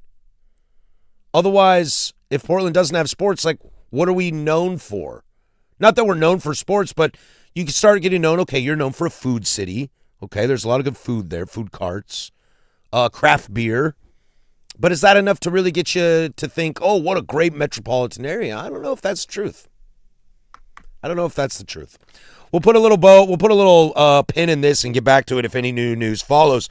The board behind me, if you're not familiar with it, it says days since bad news. That number is 1, and I fully expect that number to be 2 tomorrow, and I expect that number to be 3 on Thursday, depending on if we find out if they're going to get together. Something I love to do every year in Major League Baseball after the Hall of Fame ceremony that was just over the weekend, is Andrew Jones, Carlos Beltran, and Jeff Kent are all enshrined into mortality, as I love to take a peek at what the next season looks like. You have a lot of leftovers, which I don't think they're going to get in, if I'm just being honest. K-Rod, Francisco Rodriguez, I don't think he makes it. Sadly, I think he gets left off. Yeah, Jimmy Rollins, I don't think he makes it. Oh, I think J-Roll gets in. I don't know. I personally don't think Jimmy Rollins is a Hall of Famer. He's got one of the more recent longest hit streaks in MLB history. Oh, I heard the show yesterday. All right. I'm aware. And J-Roll's beloved in Philly, so even if he's not a Hall of Famer, he will forever be enshrined as a Phillies great. Yeah, there's a couple of those Phillies that, while that run was magical and they were good, Ryan Howard, Chase Utley, Jimmy Rollins kind of squads. Shane Victorino. Bobby Abreu for a little bit, who's also on this list. I think they were all great players. I don't think any of them are Hall of Famers, just personally. Roy Halladay. I think Ryan and Roy are probably the two. Roy Halladay. So you've also got Dustin Pedroia on this list that I'm a pass on. But second base is Shallow. Yeah, he's got an MVP, doesn't he? Yes, he does. Yeah, you should get it. Second baseman who get MVP should 100% make the Hall. David Wright is on this list. Look, another player loved by Mets fans. The captain, dude. I don't know. That's the captain. I don't think he's a Hall of Famer. Oh. Felix Hernandez. No doubt. Now I think Felix Hernandez is a Hall of Famer. First ballot, no doubt. This is his 3rd ballot. Oh, my. Yep. 7th ballot for... MLB Hall of Fame sucks sometimes. It's so weird sometimes. Torrey Hunter is on his 7th. Cole Hamels on his 2nd. He's going to fall off the ballot. and Mark Burley on his 7th. Now, when you're looking at first-timers, I'm trying to find people that are like questionable first time. Is John Lester a Hall of Famer? He's got 3 World Series titles, 2 in Boston, 1 in Chicago. He's got 2 Cy Youngs? No, I don't think he has any Cy Youngs. If he doesn't have any Cy Youngs, then no. Pulling that up right now. Look, I like John Lester. I feel like he has one in Chicago. Am I wrong there? I'm about to find out here, amigo. About to put your money where your mouth is. If there weren't so many damn ads on this site. That's how they get you. Every time. No Cy Youngs. He finished 2nd in 2016 when they won the World Series. Okay, so he was 2nd in Chicago. Okay. Yeah, he finished 4th in 2010 and 4th in 2014. Yeah, he might get pushed down the list. 5-time All-Star. Yeah, I don't know if John Lester is, but here's the big one, though. There is one on the list. Buster Posey. That's a no-doubter. That's a first ballot Hall of Famer That's right a there. No-doubter. Yeah. How many rings he got? 4? He's got 3.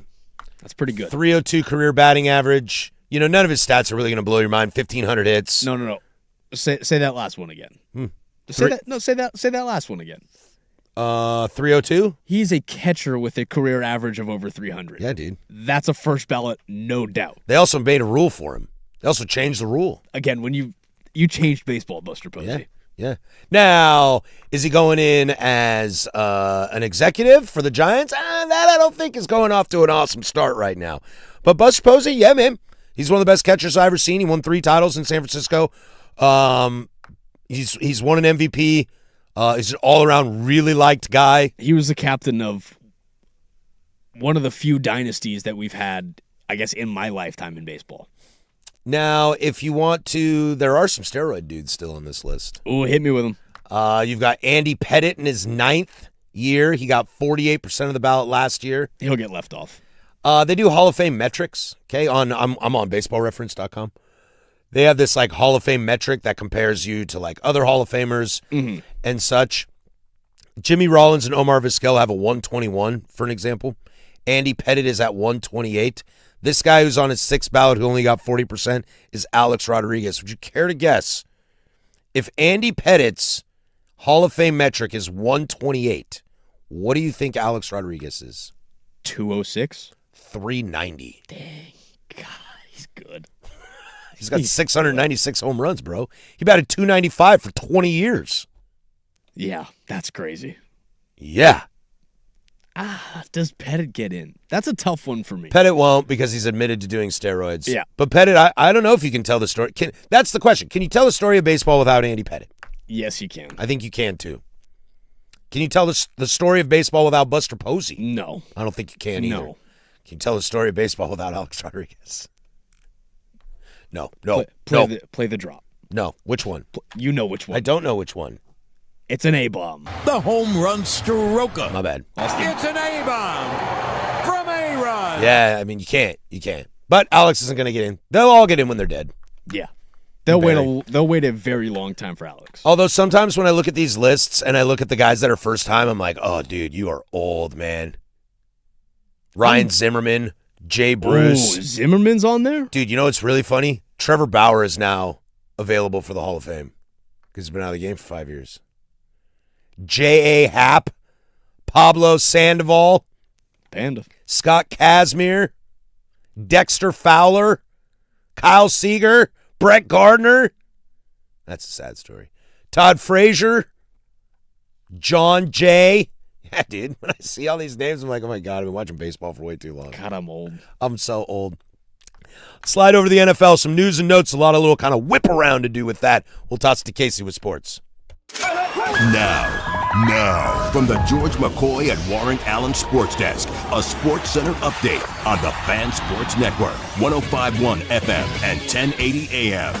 First on the Fan, your Portland Fire are back in action, coming back from the All-Star break as they will take on Asia Wilson and the Las Vegas Aces on the road tonight at 7 p.m.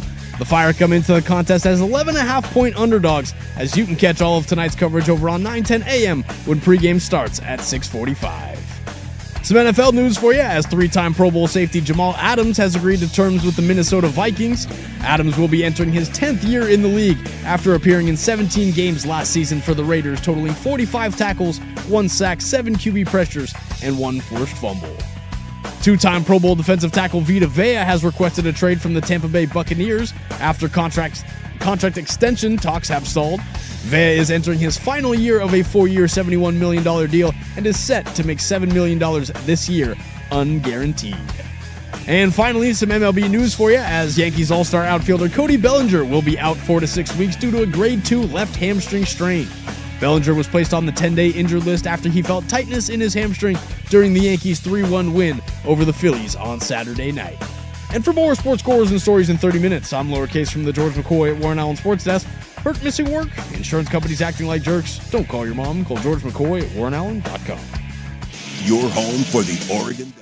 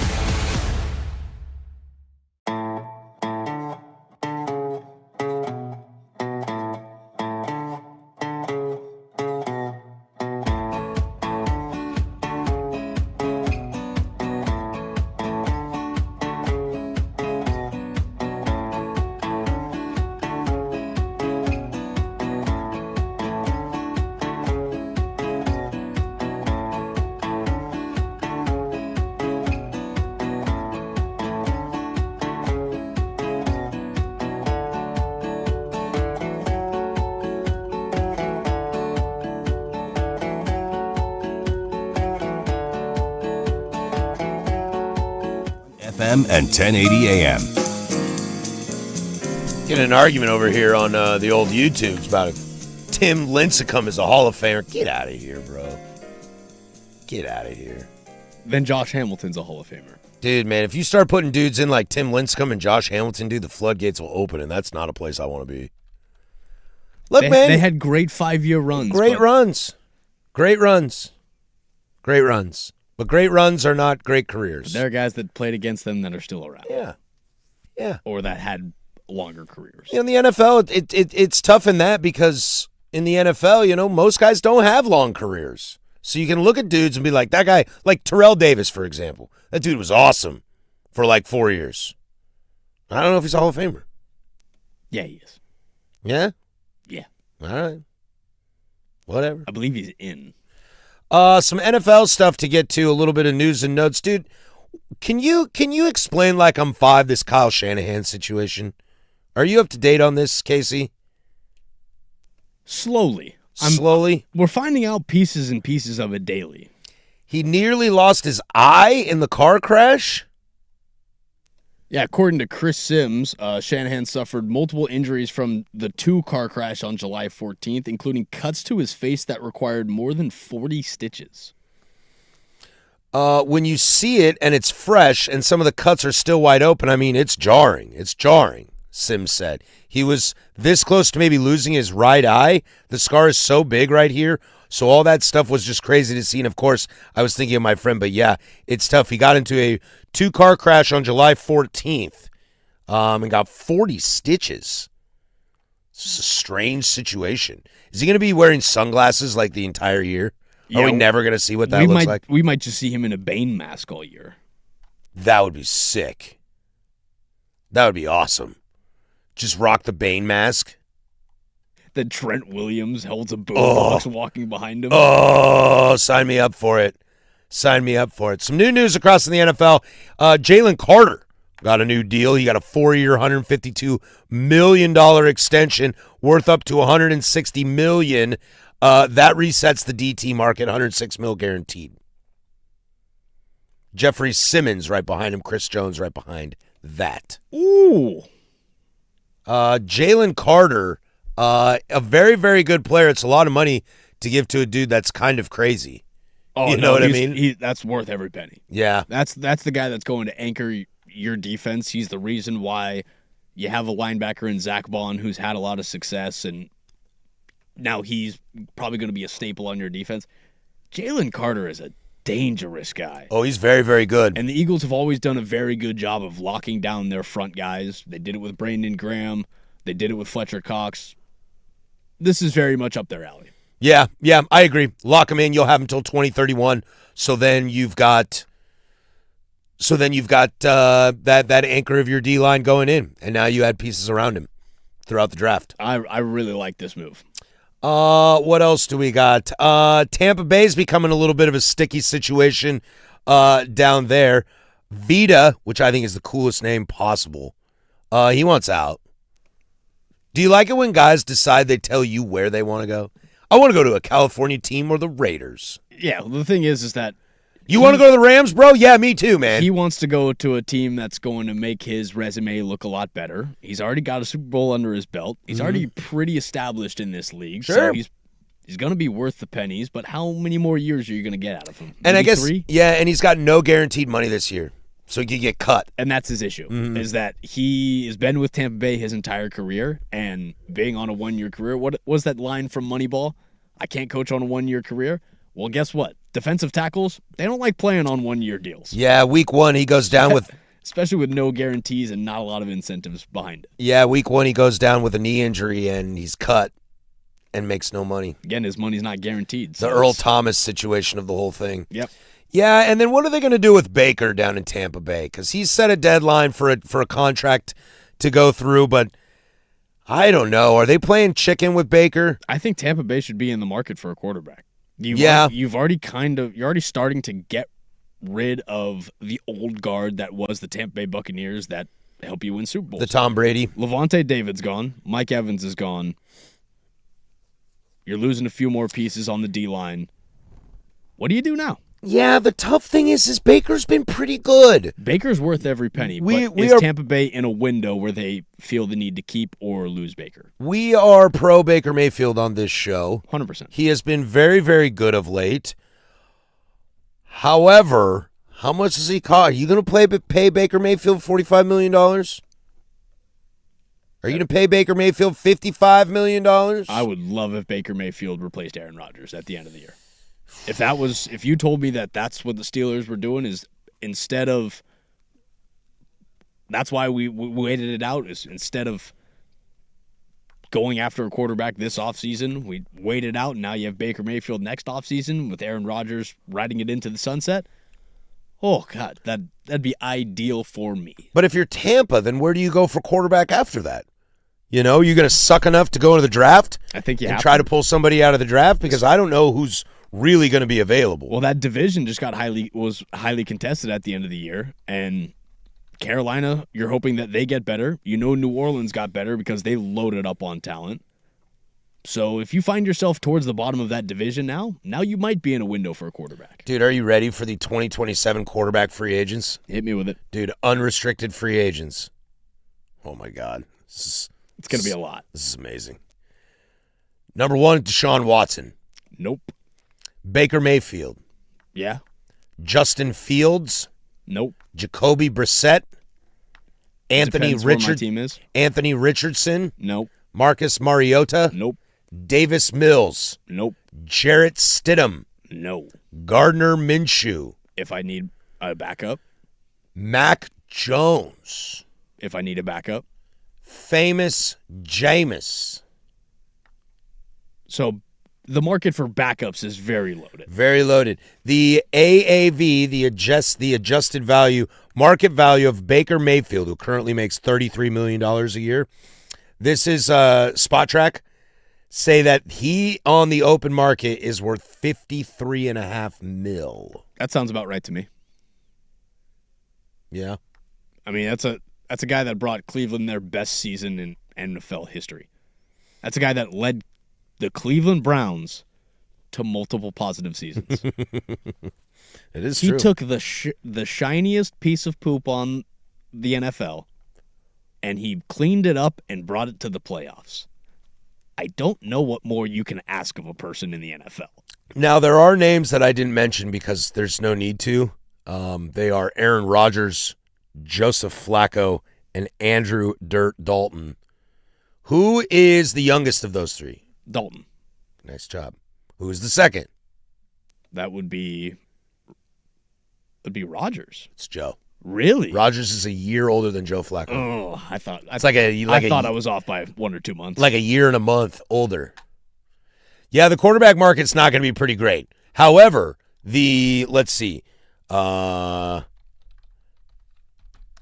we're looking at a mock draft for quarterbacks coming out of college next year. Could Tampa Bay be in a window for a Trinidad Chambliss? Maybe. Yeah, not a top guy that you're going to have to get a top 10 draft pick for, but if you're sitting around 14, 15, maybe even 18, is Chambliss a guy that's around, or who are the guys that are around later in that first where you can still be a middle-of-the-road team with Baker Mayfield? Without a doubt. Let's see here. Quarterbacks, you're going to have Arch. You're going to have Dante. They're off the list. Does Julian Sayin go out? That depends how he performs this year. CJ Carr. Drew Mestamaker at Oklahoma State. He can chuck the rock. Darian Mensah, Danny's really high on. Lenora Sellers, who I'm high on. Trinidad Chambliss. Sam Levitt. Jaden Maiava out of USC. Josh Hoover, TCU now at Indiana. Yeah, so you have a lot of options. So there's a lot of quarterbacks here. You can go get a Sam Levitt. You can go get a Maiava. You can go get a Chambliss and see how that works with you with a late first pick. But I think Tampa Bay is in a rebuild. Let me figure out what my future is. And their receiving core is young, so you're going to have weapons for down the line. They've got one young receiver. And he got hurt last year. We don't count Godwin as young anymore? Godwin's got a tough injury that he came off of and had to make Chris Godwin had a miraculous recovery from his injury. He had a few setbacks that kept him off the field for, I think, close to 2 years. But Chris Godwin is still worth the price of admission, but he's the only guy left. Yeah. He's the only guy of the old guard that's still there. I mean, Shaq Barrett's gone. Levante David's gone. Vita Vea's on his way out. As you mentioned, Mike Evans. Baker's gone. Mike Evans is gone. Who you got? NFL coverage on the Fan is presented by Xfinity. Score the most reliable Wi-Fi. One price, 5 years guaranteed. Xfinity, imagine that. When we come back, Web Gems, everybody's favorite. A little near and dear to my heart, this one is. And why you guys got to be losers. Don't be losers. Be winners. 105.1 The Fan.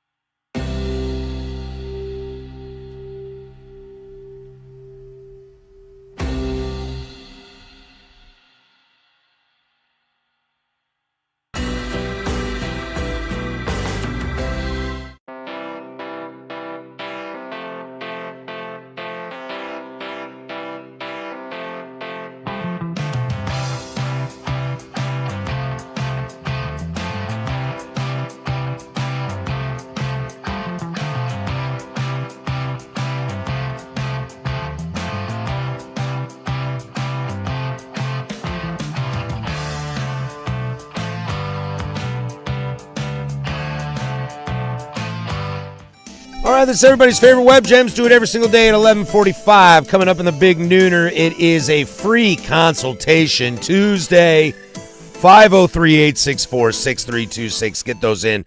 We'll take care of you. Whatever you need, we'll give you good advice. I promise. Can't be held liable in a court of law, but I will do my best to give you great advice. We'll talk a little baseball in the Big Nooner as well. Today's oh, dang, I lost this, and I don't have it. Anyway, today's Web Gems comes to you by way of, well, people being scared.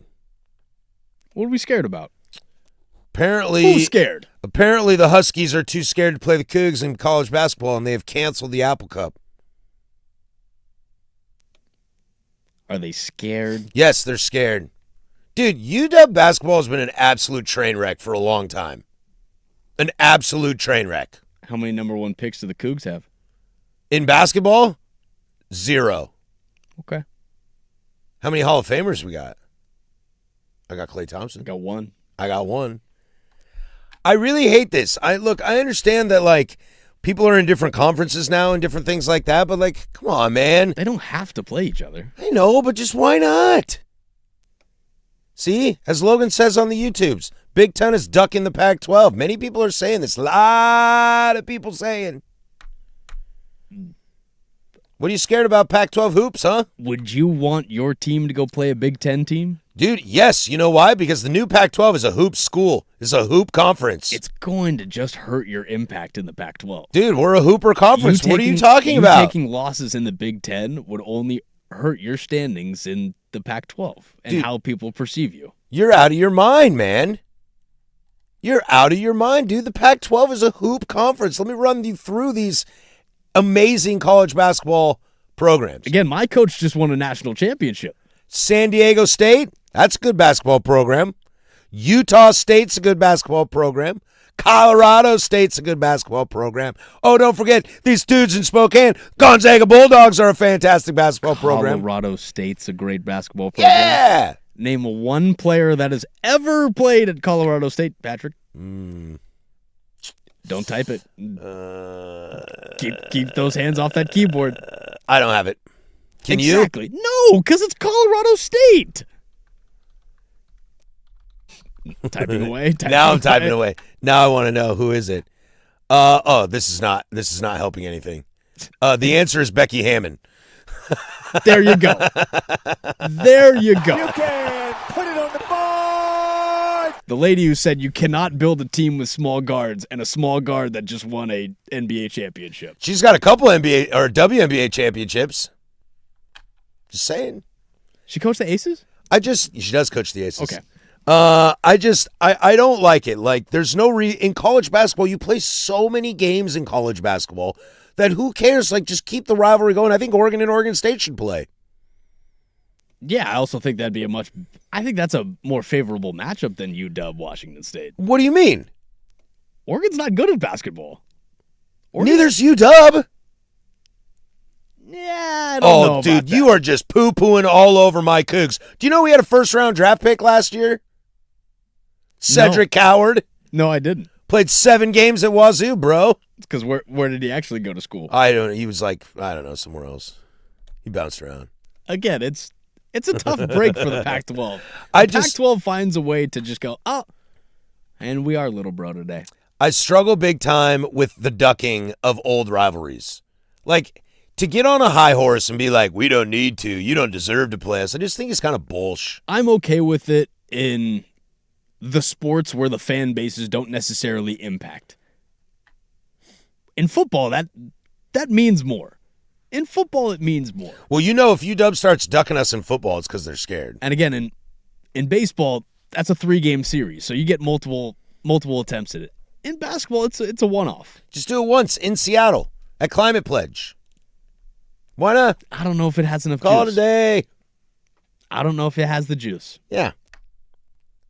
I think and my argument is the reason that it should have the juice is because you play so many games and it doesn't matter as much. Look, UW's going to be real pissed when Wazoo beats them in football this year. But if you lose in basketball, you can come back from it. Nobody goes undefeated in college basketball anymore. So is that your way of prepping your get back down the line when you guys ultimately lose in football in the fall? Man, what you talking about, dude? I ain't worried about nothing. So you want your get back in the winter? Yeah. I mean, isn't that how rivalries go? I guess so. You always see them in every sport. That is very true. You know? I hope there's some, like, deep-seated, heated rivalry between, like, Oregon women's swim team versus Oregon State's women's swim team. They secretly just despise each other because of that incident in 2016 when someone peed in the pool. You know? They all pee in the pool. There's got to be some deep, deep-rooted hatred. Let's be honest. They all pee in the pool. Do the professionals pee in the pool? They're either admitting to it or lying about it. It's pretty simple. Well, there are 2 types of people. They're in it for There are 2 types of people. People who pee in the shower and liars. Exactly. Yeah. Now, but if you're racing, I mean, the 500 meter, I can imagine that because that's a long time. But if you're just doing, the 5,000, whatever it is, that's the big one. But if you're just doing like 1 lap down? Bro, you better not be peeing in the pool. Moment of honesty. The second I get into a pool, I feel the need to have to pee. And why is that, Casey? I hate that so much. That's not a me problem. That's a biological issue. You can go to the bathroom right before you get in the pool, But the second you get in. that I hit that water, looks like I gotta go. Might as well dunk myself all the way in. I can't stand that. It drives me absolutely crazy. Like, how come if I have to go to the bathroom in the middle of the night, why am I awake now? Why can't I go back to bed? Oh, don't even get me started. I've been doing that, especially when it gets hotter. Then I force myself to drink a lot more water. I've been waking up every single night like clockwork at around 3:30 just to use the bathroom and go back to sleep. My body hates me. Half the time I just want to sit there and not get up and go to the bathroom and see if I can fall asleep and wait it out. But then I'm just thinking about the fact that I have to go to the bathroom and trying to fall asleep to wait it out. And then you're waiting it out to a point where now you're super uncomfortable. It's like, now I have to move. And now you're awake. Problems. Do you turn the light on in the middle of the night? No, Yeah. I'm praying for God. Yep. If my girl wakes me up in the morning and said, "Did you have to go to the bathroom in the middle of the night?" I know I usually did something wrong. Yes. But no, dude, if I turn on the light, dude, I'm in big trouble. I would be in more trouble for turning on the light than just leaving a few drops on the seat. Well, I mean more in trouble turning on the light because that's definitely going to wake me up. Oh, it won't necessarily wake me up, but it'll wake up my girl, and then she'll be more angry at me, and then it's just a bad start to the day. Doesn't matter if you're 24, 41, or 65, my friends. Don't wake up the partner. Don't deal with the wrath. Keep it quiet. It sucks because I ask my partner to wake me up from naps every once in a while, and I am the worst person to wake up in the world. My wife knows not to wake me up. If you're going to wake me up, tickle the feet and get to a good distance. Yeah, I'm just going to be pissed off for a while. I flail in my sleep, too. It's dangerous. Not me, dude. Table 7 needs ranch. Every time. Every time Table 7 needs ranch. When we come back, the Big Nooner is next. Free consultation in the hour. Plus, we'll talk a little bit of baseball and closing arguments to send you on your way. 105.1 The Fan, 1080 AM, The Fan Sports Network.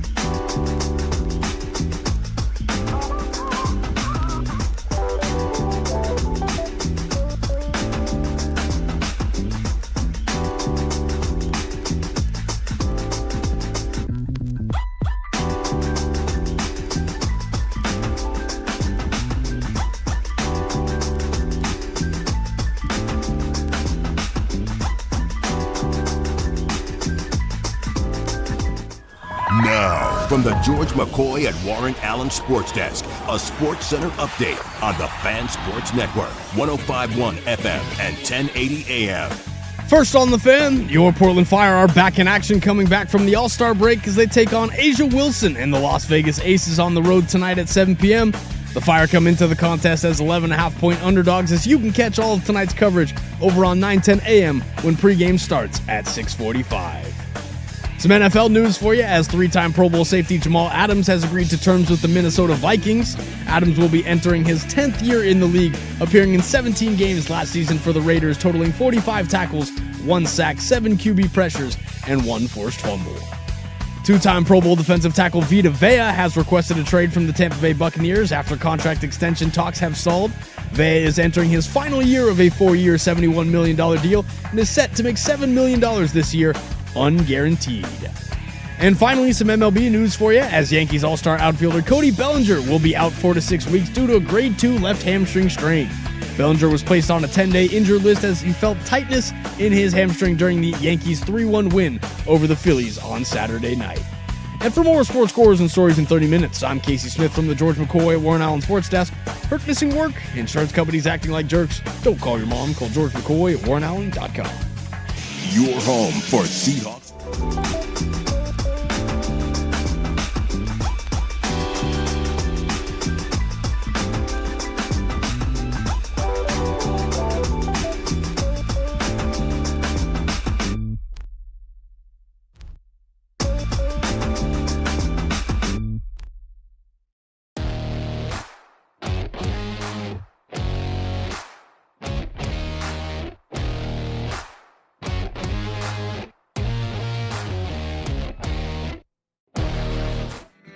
Time for the Big Nooner here on the firm of Harris and Marang. Patrick Harris with you. That's me, Danny Marang, out for the week. He will be back next Monday. We do this bad boy every single Monday through Friday from 10 a.m. to 1 p.m. Thank you for being a part of our day.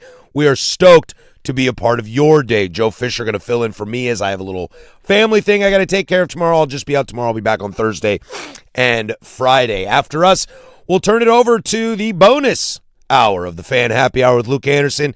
He's got you from 1 to 3 p.m., and then it's prime time from 3 to 7, and then it's Timbers Fan tonight from 7 to 8. Jake Zivins traveling in Charlotte for the All-Star game this week, so Fletcher Johnson, the voice of the Portland Timbers, which you can hear every game right here on the Fan, he will join me for that show. I will sit down with Cole Bassett this afternoon. I want to talk some training stuff, what he did in his World Cup break. It is his birthday today, so shout out Cole Bassett and a happy birthday for that. And I'm going to ask him the question, Casey. Cole, been seeing you put your hands on the ground a lot, like, give me the ball. This is looking a lot better than earlier. I'm going to ask him the question. Give him the rock. Give him the rock. He's clearly asking for it. But on a real note, I will ask him about how that offense seems to be opening up and allowing a lot more opportunities. It's a free consultation Tuesday. We'll get to that in about 15 minutes or so. 503-864-6326 is the Fan text line.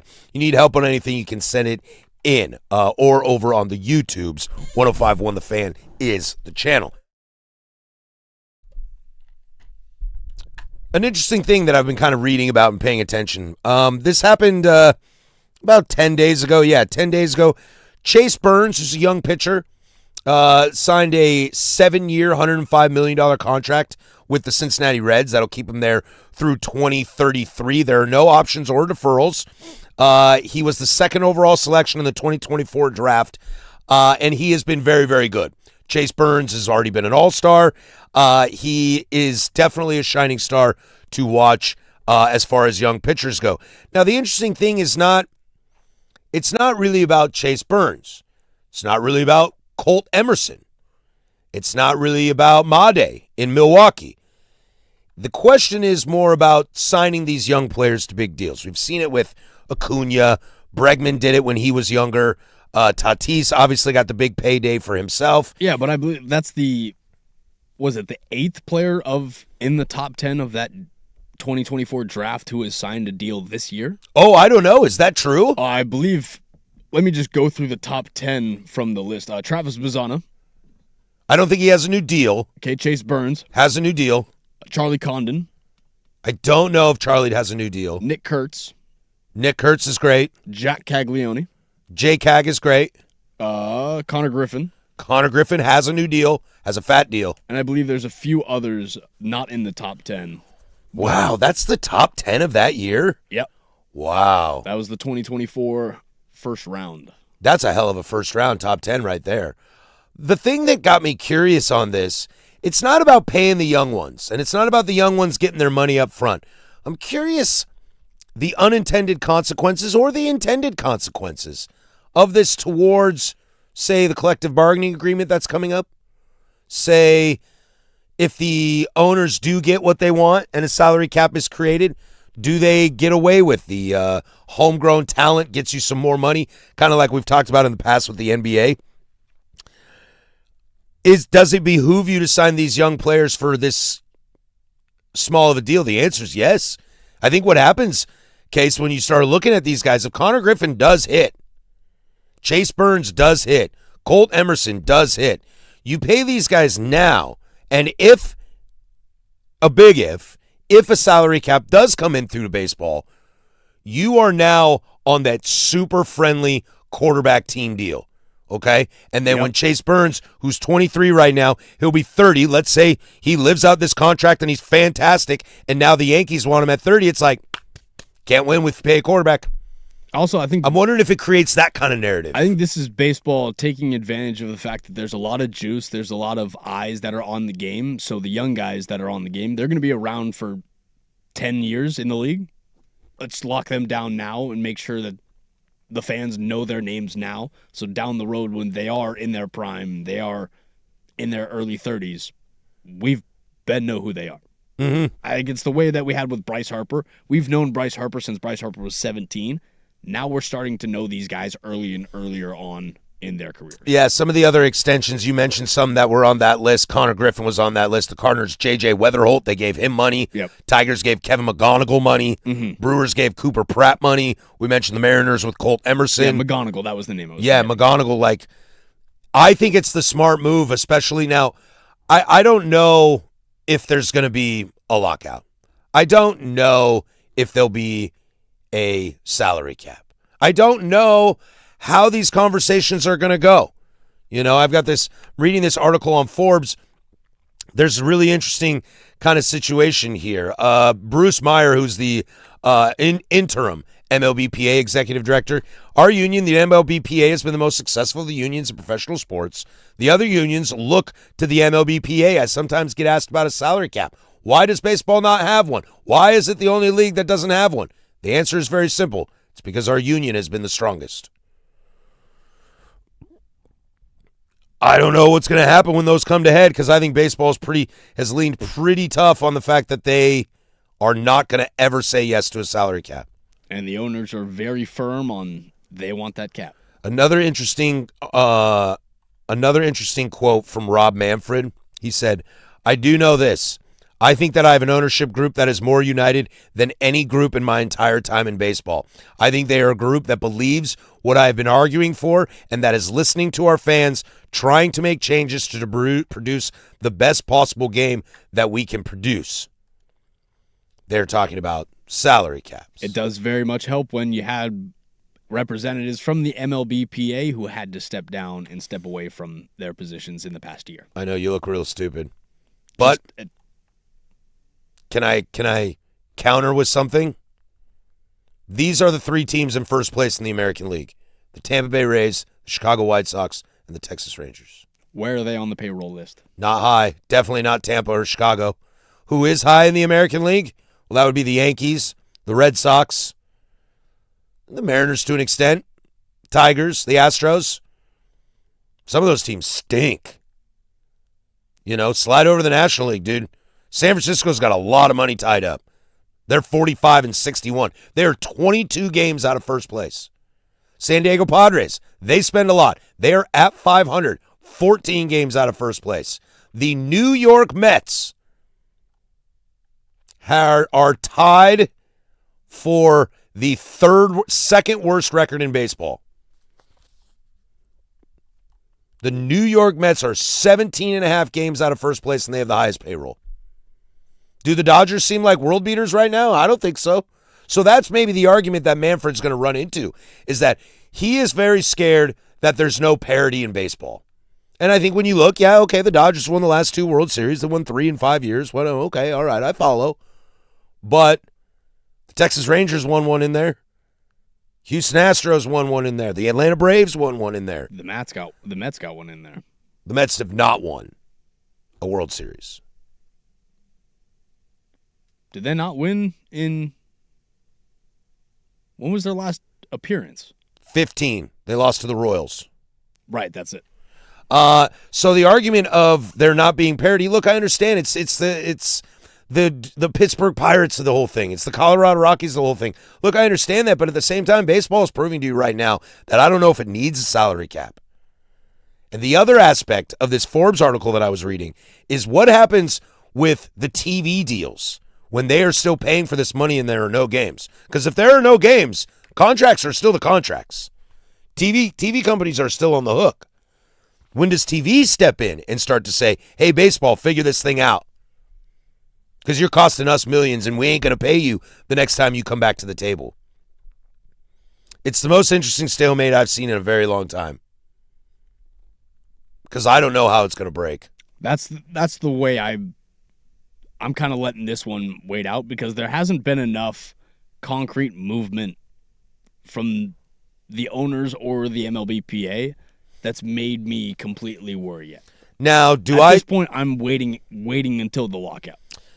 Do I think there'll be a work stoppage? I do, but I don't know what has to happen until then for a little bit of leeway to get broken. Yeah. I don't know what the long-term standoff is. I don't think we lose a season. I don't think we lose a World Series. I don't think anybody wants that. Nobody wants that. I also don't know how you're going to say, I unequivocally want this, and the other side say, I unequivocally don't want that. Who budges first? Because historically, baseball players have been the one none to budge. And even when it goes to a lockout, it eventually came back in. I know Danny thinks very differently than I do on this, but I don't think he knows who's going to win. I mean, he loves to say there's going to be a salary cap, but I don't think anybody can definitively say that right now. I think there's still too much in the air, too much unknown. Baseball's been doing this for 100+ years and making sure they get their way, man. I don't see why the players' union would fold right now. Again, nothing hates itself more than baseball fans. You know me, man. That's what I always say. Nobody hates baseball more than Major League Baseball. Hey! Ooh. Scared me. Hit the bumper. What do we got? Draymond Green is going to return on a 1-year, $27.7 million deal to come back to the Golden State Warriors. Feels like a lot of money for old Draymond. That's good money. That's some good money. Green turned down his $27.6 million player option earlier this summer in a surprising move shortly before free agency kicked off. The decision created financial flexibility for Golden State, but they were unable to land LeBron James, and so Draymond coming back on a $27.7 million deal. I was reading some stuff today that the fact that Draymond Green plays in Golden State might be a reason why LeBron James doesn't. There's too much bad blood. Too much bad blood between the Warriors and the Lakers, or the Warriors and the Cavs. I don't really see it. I don't see it either. I think basketball players are soft. Yeah. They're all friends with each other, or they just get mad at behind the scenes. Or they all have really sensitive egos. Yeah. As Panda mentions on the YouTubes, when do the Warriors realize they just need to move on? I mean, you're hanging on to Steph and Draymond. Ride that to the sunset. Bring Clay home, I guess. Again, they got a championship when no one expected them to. That is true. Ride that to the sunset. That is true. Free consultation is next. You need help with anything. Your love life, your work life, your personal life, your sports life. You can send those in 503-864-6326. We'll do that next on 105.1 The Fan.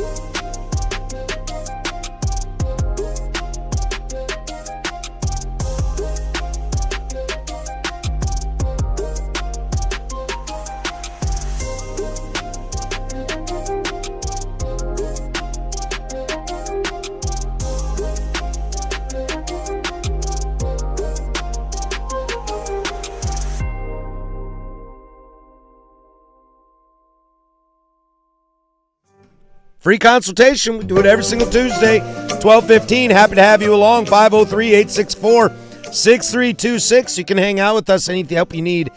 We got your back. We got your back, baby. We help you. Whether it's your girl. Did you see the Shelton High School president of the fishing club got engaged today? I did see. I did not know he was president of the fishing club. Does he still like fishing a lot? Well, the article also said Madison Beer was a singer, so that was news to me as well. Oh.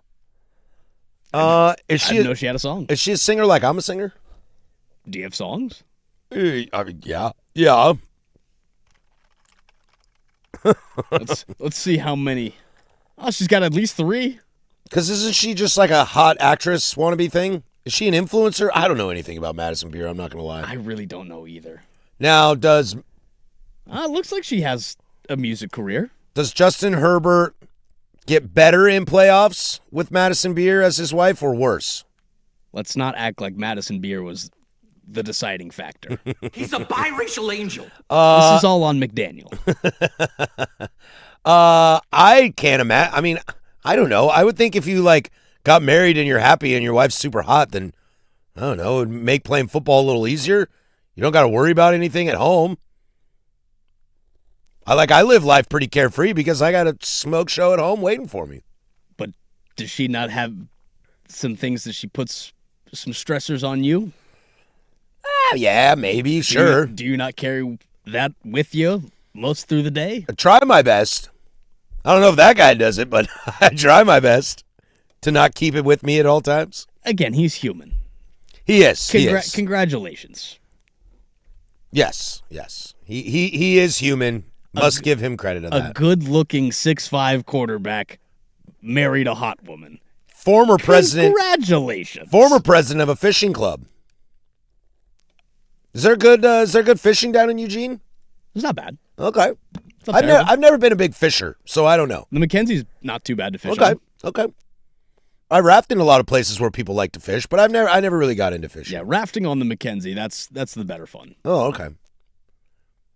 Yeah, if I want fish, I'll just go to the store.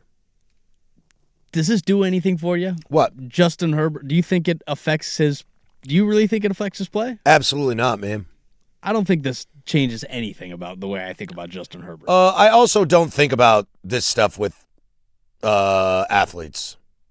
Like, it's a non-story until it's a story. Yeah, who's Josh Allen's wife? Haley Steinfeld, is that her name? Yeah. She was in Sinners. Mm-hmm.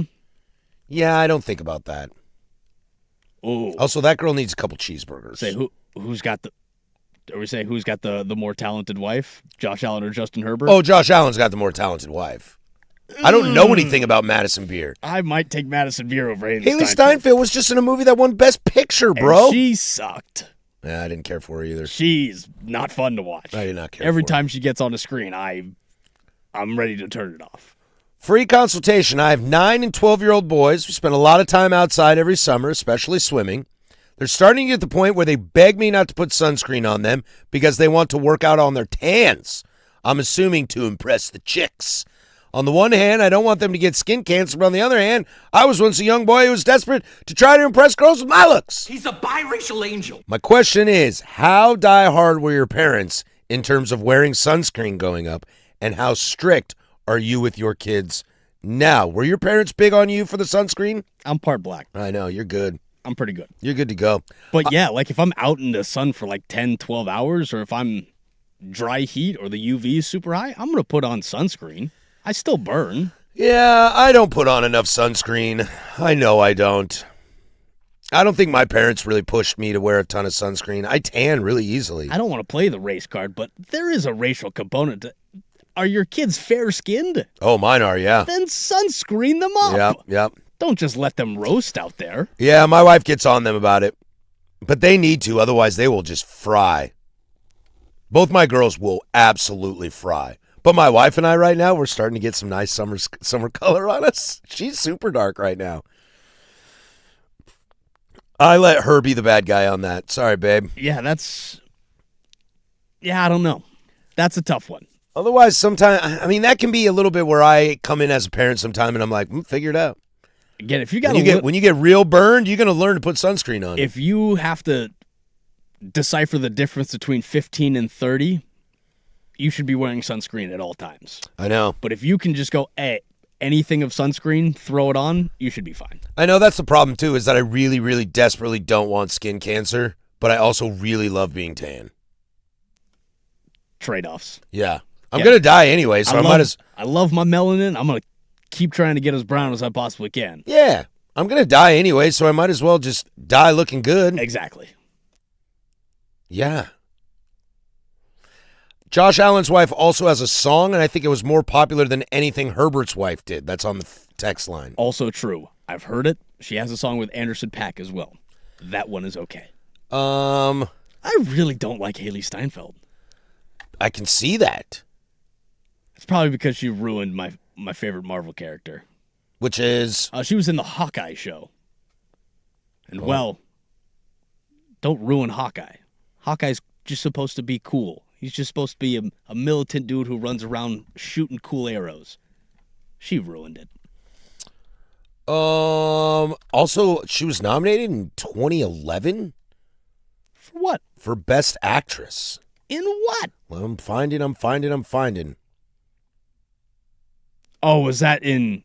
Oh, right. That's right. She plays Maddie in True Grit. True Grit. In the remake of True Grit. Okay, so you're giving that to Bridges. Bridges carries that. He does carry that Let's not act movie. like we don't watch the original. Because, He does carry that movie. Come on. The Haley Steinfeld, really, don't try to convince me that Haley Steinfeld is worth talking about. She lost to Melissa Leo, who won for The Fighter. That was a good movie. Was also up against Helena Bonham Carter and Amy Adams. Amy Adams in what movie? The Fighter. Oof.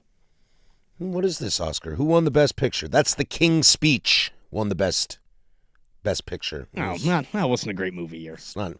Black Swan, Natalie Portman. What's up? What?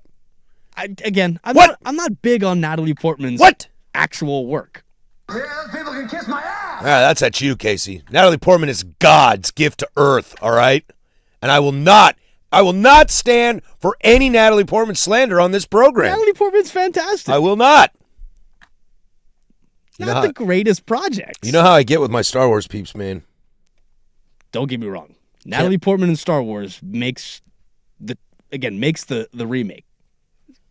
That's the trilogy. It's her. It's not anything Hayden Christensen's got going on. It's not Samuel. You're watching it because Ewan of McGregor. Natalie Portman. Ewan McGregor. Don't forget Ewan McGregor. He's excellent. Ewan's nice. You're watching it for Natalie Portman. I know, she's such a babe.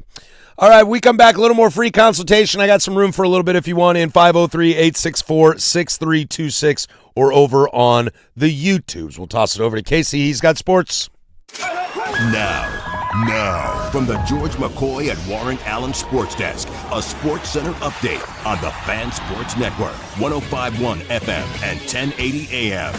First on the Fan, your Portland Fire are back in action, coming back from the All-Star break as they take on Asia Wilson and the Las Vegas Aces on the road tonight at 7 p.m. The Fire come into the contest as 11.5-point road underdogs, as you can catch all of tonight's coverage over on 9:10 a.m. when pregame starts at 6:45. Some NFL news for you, as three-time Pro Bowl safety Jamal Adams has agreed to terms with the Minnesota Vikings. Adams will be entering his 10th year in the league after appearing in 17 games last season for the Raiders, totaling 45 tackles, 1 sack, 7 QB pressures, and a forced fumble. Over to the NBA, as Draymond Green has agreed to a one-year $27.7 million deal to return to the Golden State Warriors. Green turned down his $27.6 million player option earlier this summer to create financial flexibility for Golden State, but has decided to return on a $27.7 million contract. And finally, some MLB news for you, as Yankees All-Star outfielder Cody Bellinger will be out 4 to 6 weeks due to a grade 2 left hamstring strain. Bellinger was placed on a 10-day injured list after he felt tightness in his hamstring during the Yankees' 3-1 win over the Phillies on Saturday night. And for more sports scores and stories in 30 minutes, I'm Laura Case from the George McCoy at Warren Allen Sports Desk. Hurt, missing work? Insurance companies acting like jerks? Don't call your mom. Call George McCoy at warrenallen.com. The home of primetime.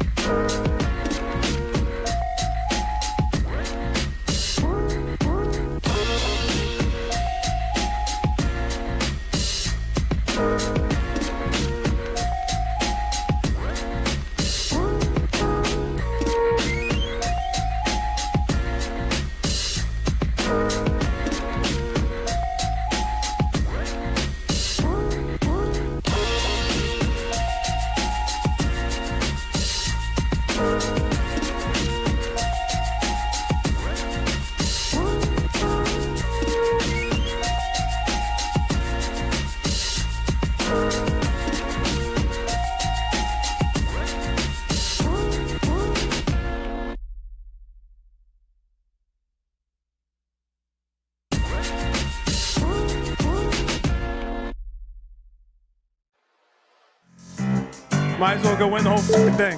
Now, what did I do wrong? I'm tired of this, Grandpa. That's too damn bad. You keep digging. Damn cool. Ding dongs. I'm juiced up. The Firm of Harris and Marang on the Fan Sports Network, 105.1 FM and 1080 AM. Hanging out here in free consultation. Hey, did you know that Binary Brewing and the Fan have teamed up for the only Fan IPA available for a limited time? Taste the Fan with Binary Brewing's signature West Coast IPA. Go to Binary Brewing's Beaverton location and ask them about their only Fan. So good, only the Fan and Binary Brewing can pull it off. Oh, the text line here. First time I drove through the gorge during the summer in my 75 Super Beetle, I got a massive trucker arm sunburn and blisters. Lesson learned over 30 years ago. You won't forget that. That's the truth. Once it blisters, you know you've gone too far. Yeah, you know you're in trouble. Put on that sunscreen from a guy who just had skin cancer removed from his arm. You're right. You can still get a tan using sunscreen. You are correct. Yeah, It feels. I think it's the challenge of it that feels I'm gonna so let nice. this melanin take me as far as I can go. Yeah. I think there's some kind of like, how long can I be in the sun without hurting myself? Can I keep going? I'm gonna be on the river a week from Thursday, and we'll test that theory. No, I'll wear sunscreen. I have to. I also just don't want to get yelled at for not wearing sunscreen. That's kind of part of it. I got to get into it. I have to. Otherwise, I'm going to get in trouble, and I don't want to get in trouble. I hate getting in trouble. Dude, being 41 and getting in trouble sucks, man. What's the point anymore, then? What is the point? At 41, you're still getting in trouble? Somebody text this in about our conversation about needing to use the restroom in the middle of the night.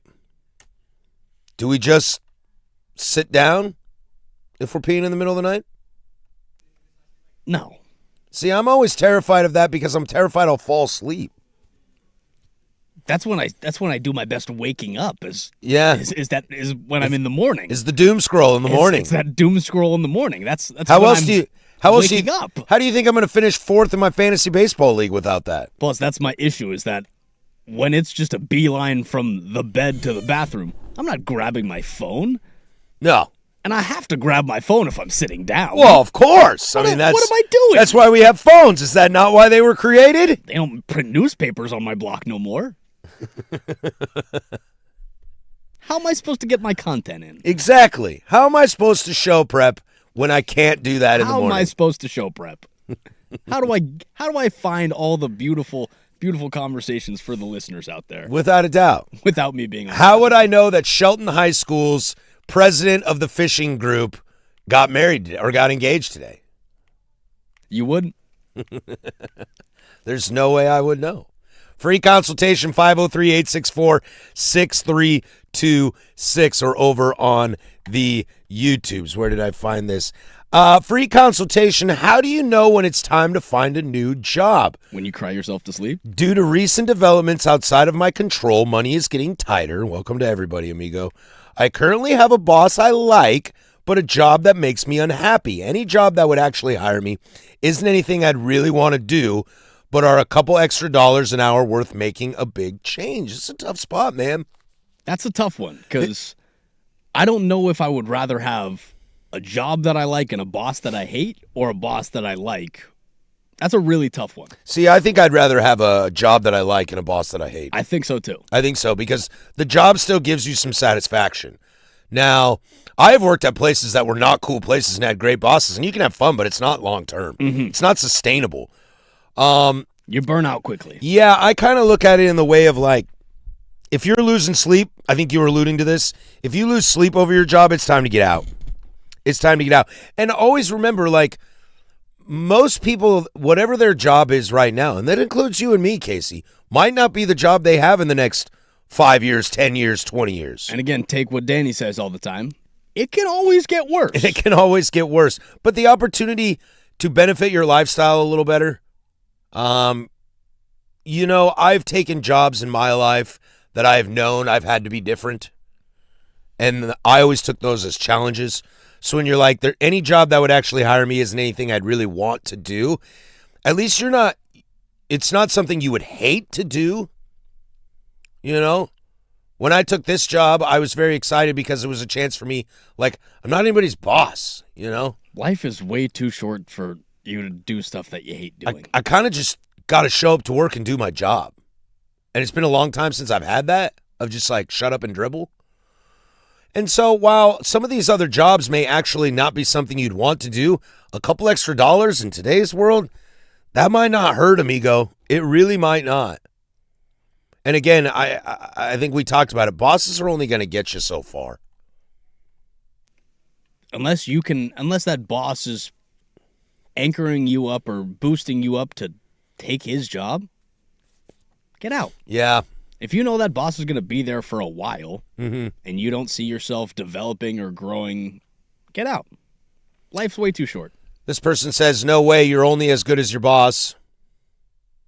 Micromanaging boss is the worst. One guy made me BCC him on every email.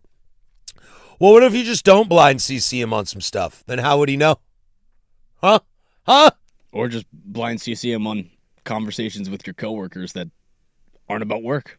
Oh, yeah. So he just gets a bunch of junk. Oh, yeah. What are you doing tonight, Casey? BCC Dusty Hera. You go to the Pickles game tonight? No, I'm not. Are you going to do whiskey or tequila this weekend? I haven't decided. It's still early. I think we're having chicken enchiladas tonight.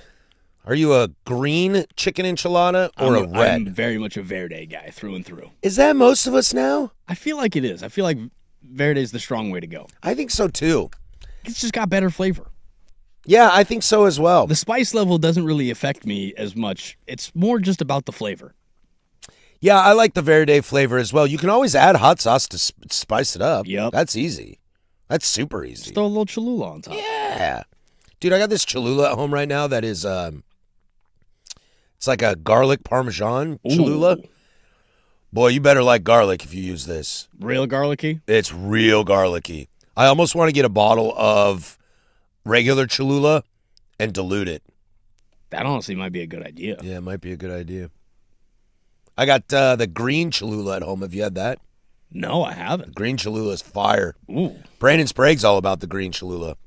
Interesting. Did we really wait this long to talk about food? Again, with Danny not here. You can here, tell we have no meringue. 2.5 hours, and there we go. I really want to upgrade my hot sauce game. I'm big on spices nowadays. Okay. I've been trying out different like rubs and stuff just because I'm getting tired of the same old S&P and garlic on steaks and stuff. Mm-hmm. So I've been trying out different rubs. Nothing crazy. I did a Brazilian steakhouse one. Okay. Pretty good. What makes it Brazilian? No idea. It just comes on the bottle. Okay, just says Brazilian. Yeah. I did see a funny thing yesterday that was like, did you know that paprika is actually dried red peppers? Yeah, it's just shredded red pepper. Yeah, and this person was like, and here I am walking around my whole life thinking that there was like a paprika tree. And I kind of had this moment. I was like, I also thought there was a paprika felt something tree. Similar. Yeah. It's like paprika is like some root in the ground that you rip up, and that's how. Then what's cumin? I don't know. See, this is why we need the internet. Where does cumin come from? A small plant in the parsley and carrot family, made from the dried seed-like fruit. So there is cumin. Now, why is it called paprika if it's just roasted red peppers? That one. Like, are red peppers originally called paprika? Because Slavic word for pepper. Slavic word for pepper. Okay, so paprika. The word traces back to Latin and Greek terms for pepper, but paprika gets its name from the Slavic word. So I wonder if the Slavs in the Eastern Bloc are to get the credit for this. Yeah, situation. the base word started as papar, meaning pepper, in Serbo-Croatian. Etymology. I need to get to more Eastern Europe. I've never been to Eastern Europe, but I'd really like to. I need to get out of the country more. I mean, realistically, I'll go anywhere. I just want to eat food and get drunk, so I don't really care. You can do that a lot of places. Bleak asks, why is it called Chipotle when it's just roasted jalapenos? I don't know that either, man. I don't know that either. The language has become a weird place for us to live in these days. And I don't know how we're going to survive on it. Free consultation. We do it every single Tuesday at 11 or 12:15, When we come back, closing arguments to send you on your way. 105.1 The Fan and the Fan Sports Network. The new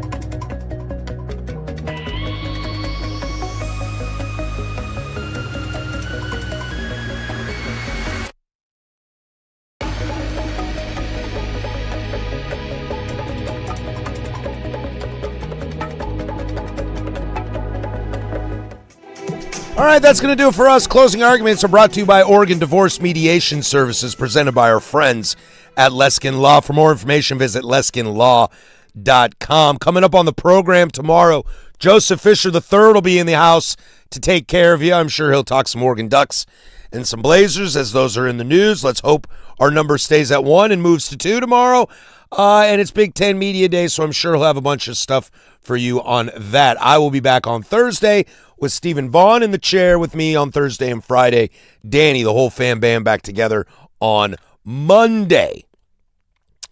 Let's see here. If you're a baseball sicko like I am, who we got on the bump tonight? Bubba Chandler for the Pirates will be fun to watch. He'll take on Brandon Pfaadt, former Hillsboro Hop. Aaron Nola versus Sandy Alcantara. That's kind of nice. Philly at Miami. Gavin Williams on the bump for Cleveland. It's second part of their doubleheader.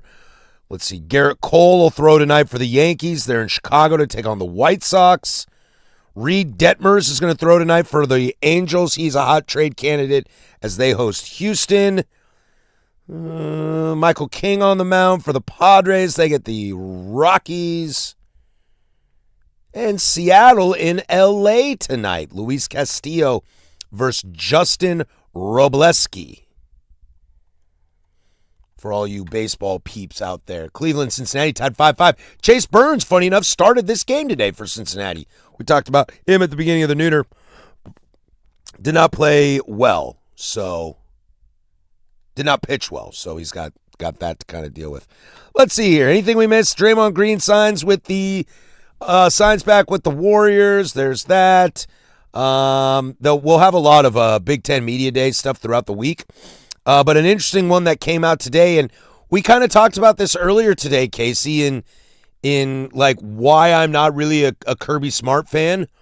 Brett Bielema has made the first headline from Big Ten Media Day in talking about the SEC. Let's see, where did this go? He said that NIL and the transfer portal to the sport have allowed teams such as Illinois, where he is the head coach, to enter the national conversation and even the playing field. He followed it up with a joke. He said, quote, about the SEC, they kind of want to live in 2005 forever. He was asked later for a follow-up. Well, I think I just made the headline, right?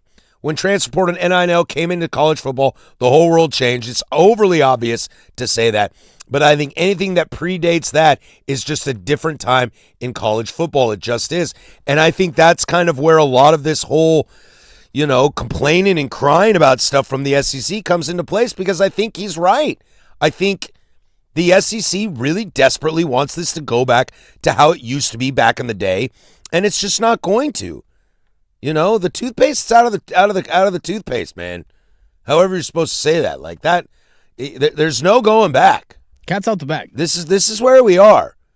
And if you're the SEC, man, I think you got to be real careful with the narrative you're trying to create here.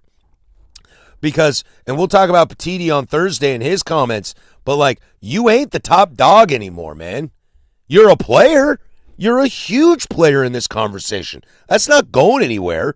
No one expects you to just fall off, but you don't get around the castle anymore. I'm sorry. It was fun, and you can still hang out. You can still come to the party.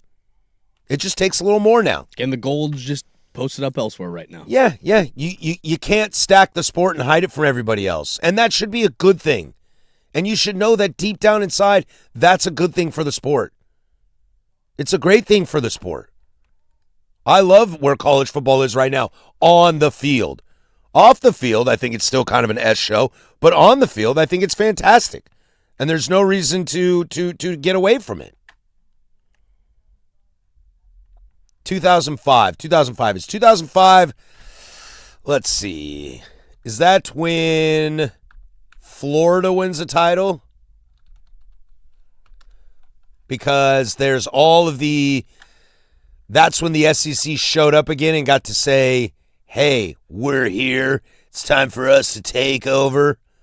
Let me pull this up. That was the 2005 BCS game was where Texas defeated the USC Trojans 41-38. Yep.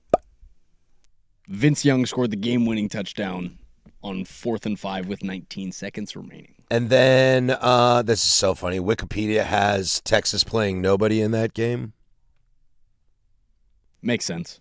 But in 2006, the next year, Florida, LSU, Florida, Bama, Auburn, Bama, Florida State, there's an outlier in 2013.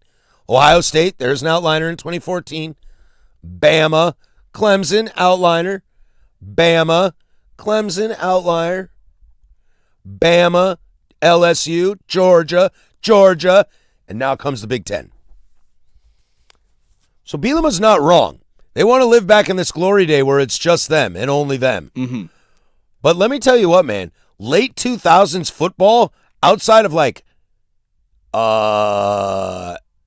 Tim Tebow, not my favorite football to watch.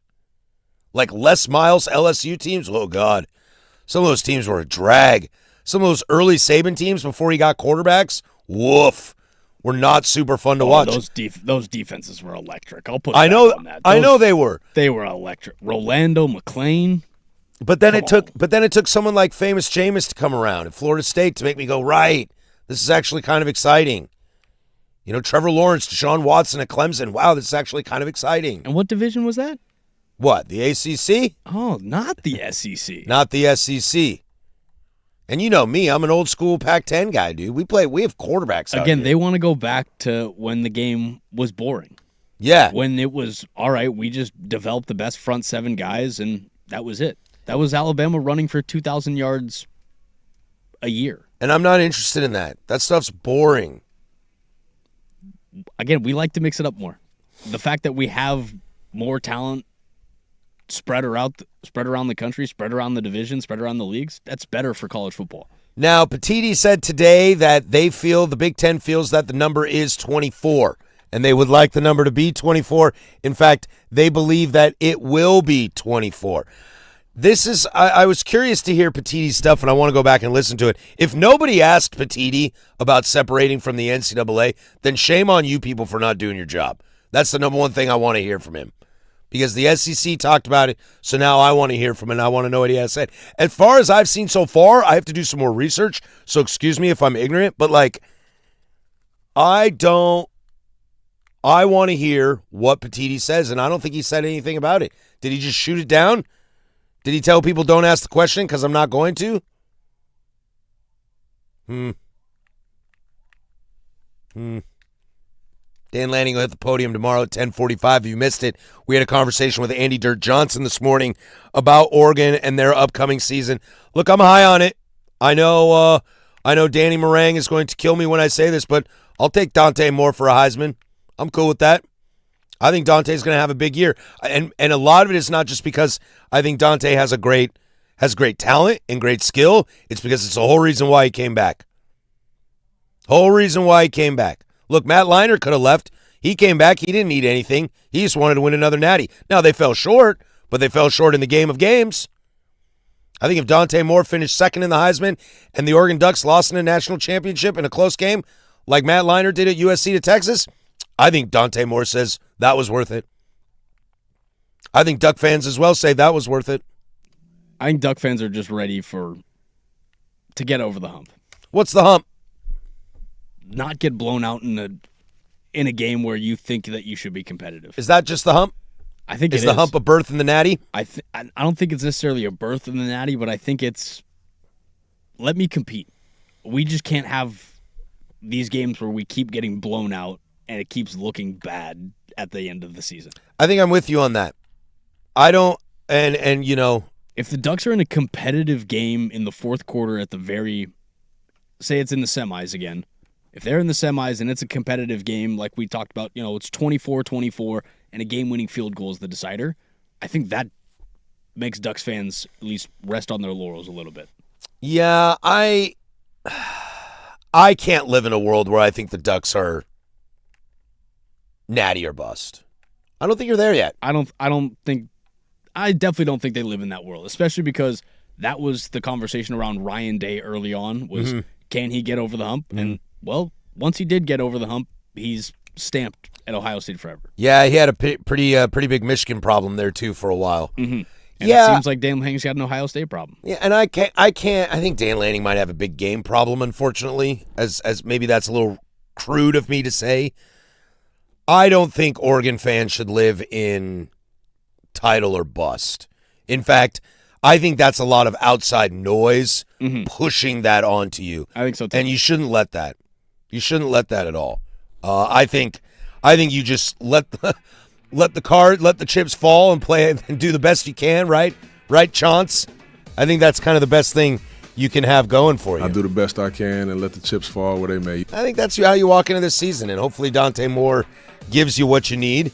More Big Ten Media Days coverage. We'll do a little preview of the Oregon Ducks on Thursday as well. Closing arguments are brought to you by Oregon Divorce Mediation Services, presented by our friends at Leskin Law. For more information, visit leskinlaw.com. Oregon Divorce Mediation Services, the alternative to divorce court. Timbers fan on tonight at 7 o'clock. We're going to interview Cole Bassett. It's his birthday, so make sure you check that out. Happy Hour is next for Patrick Harris.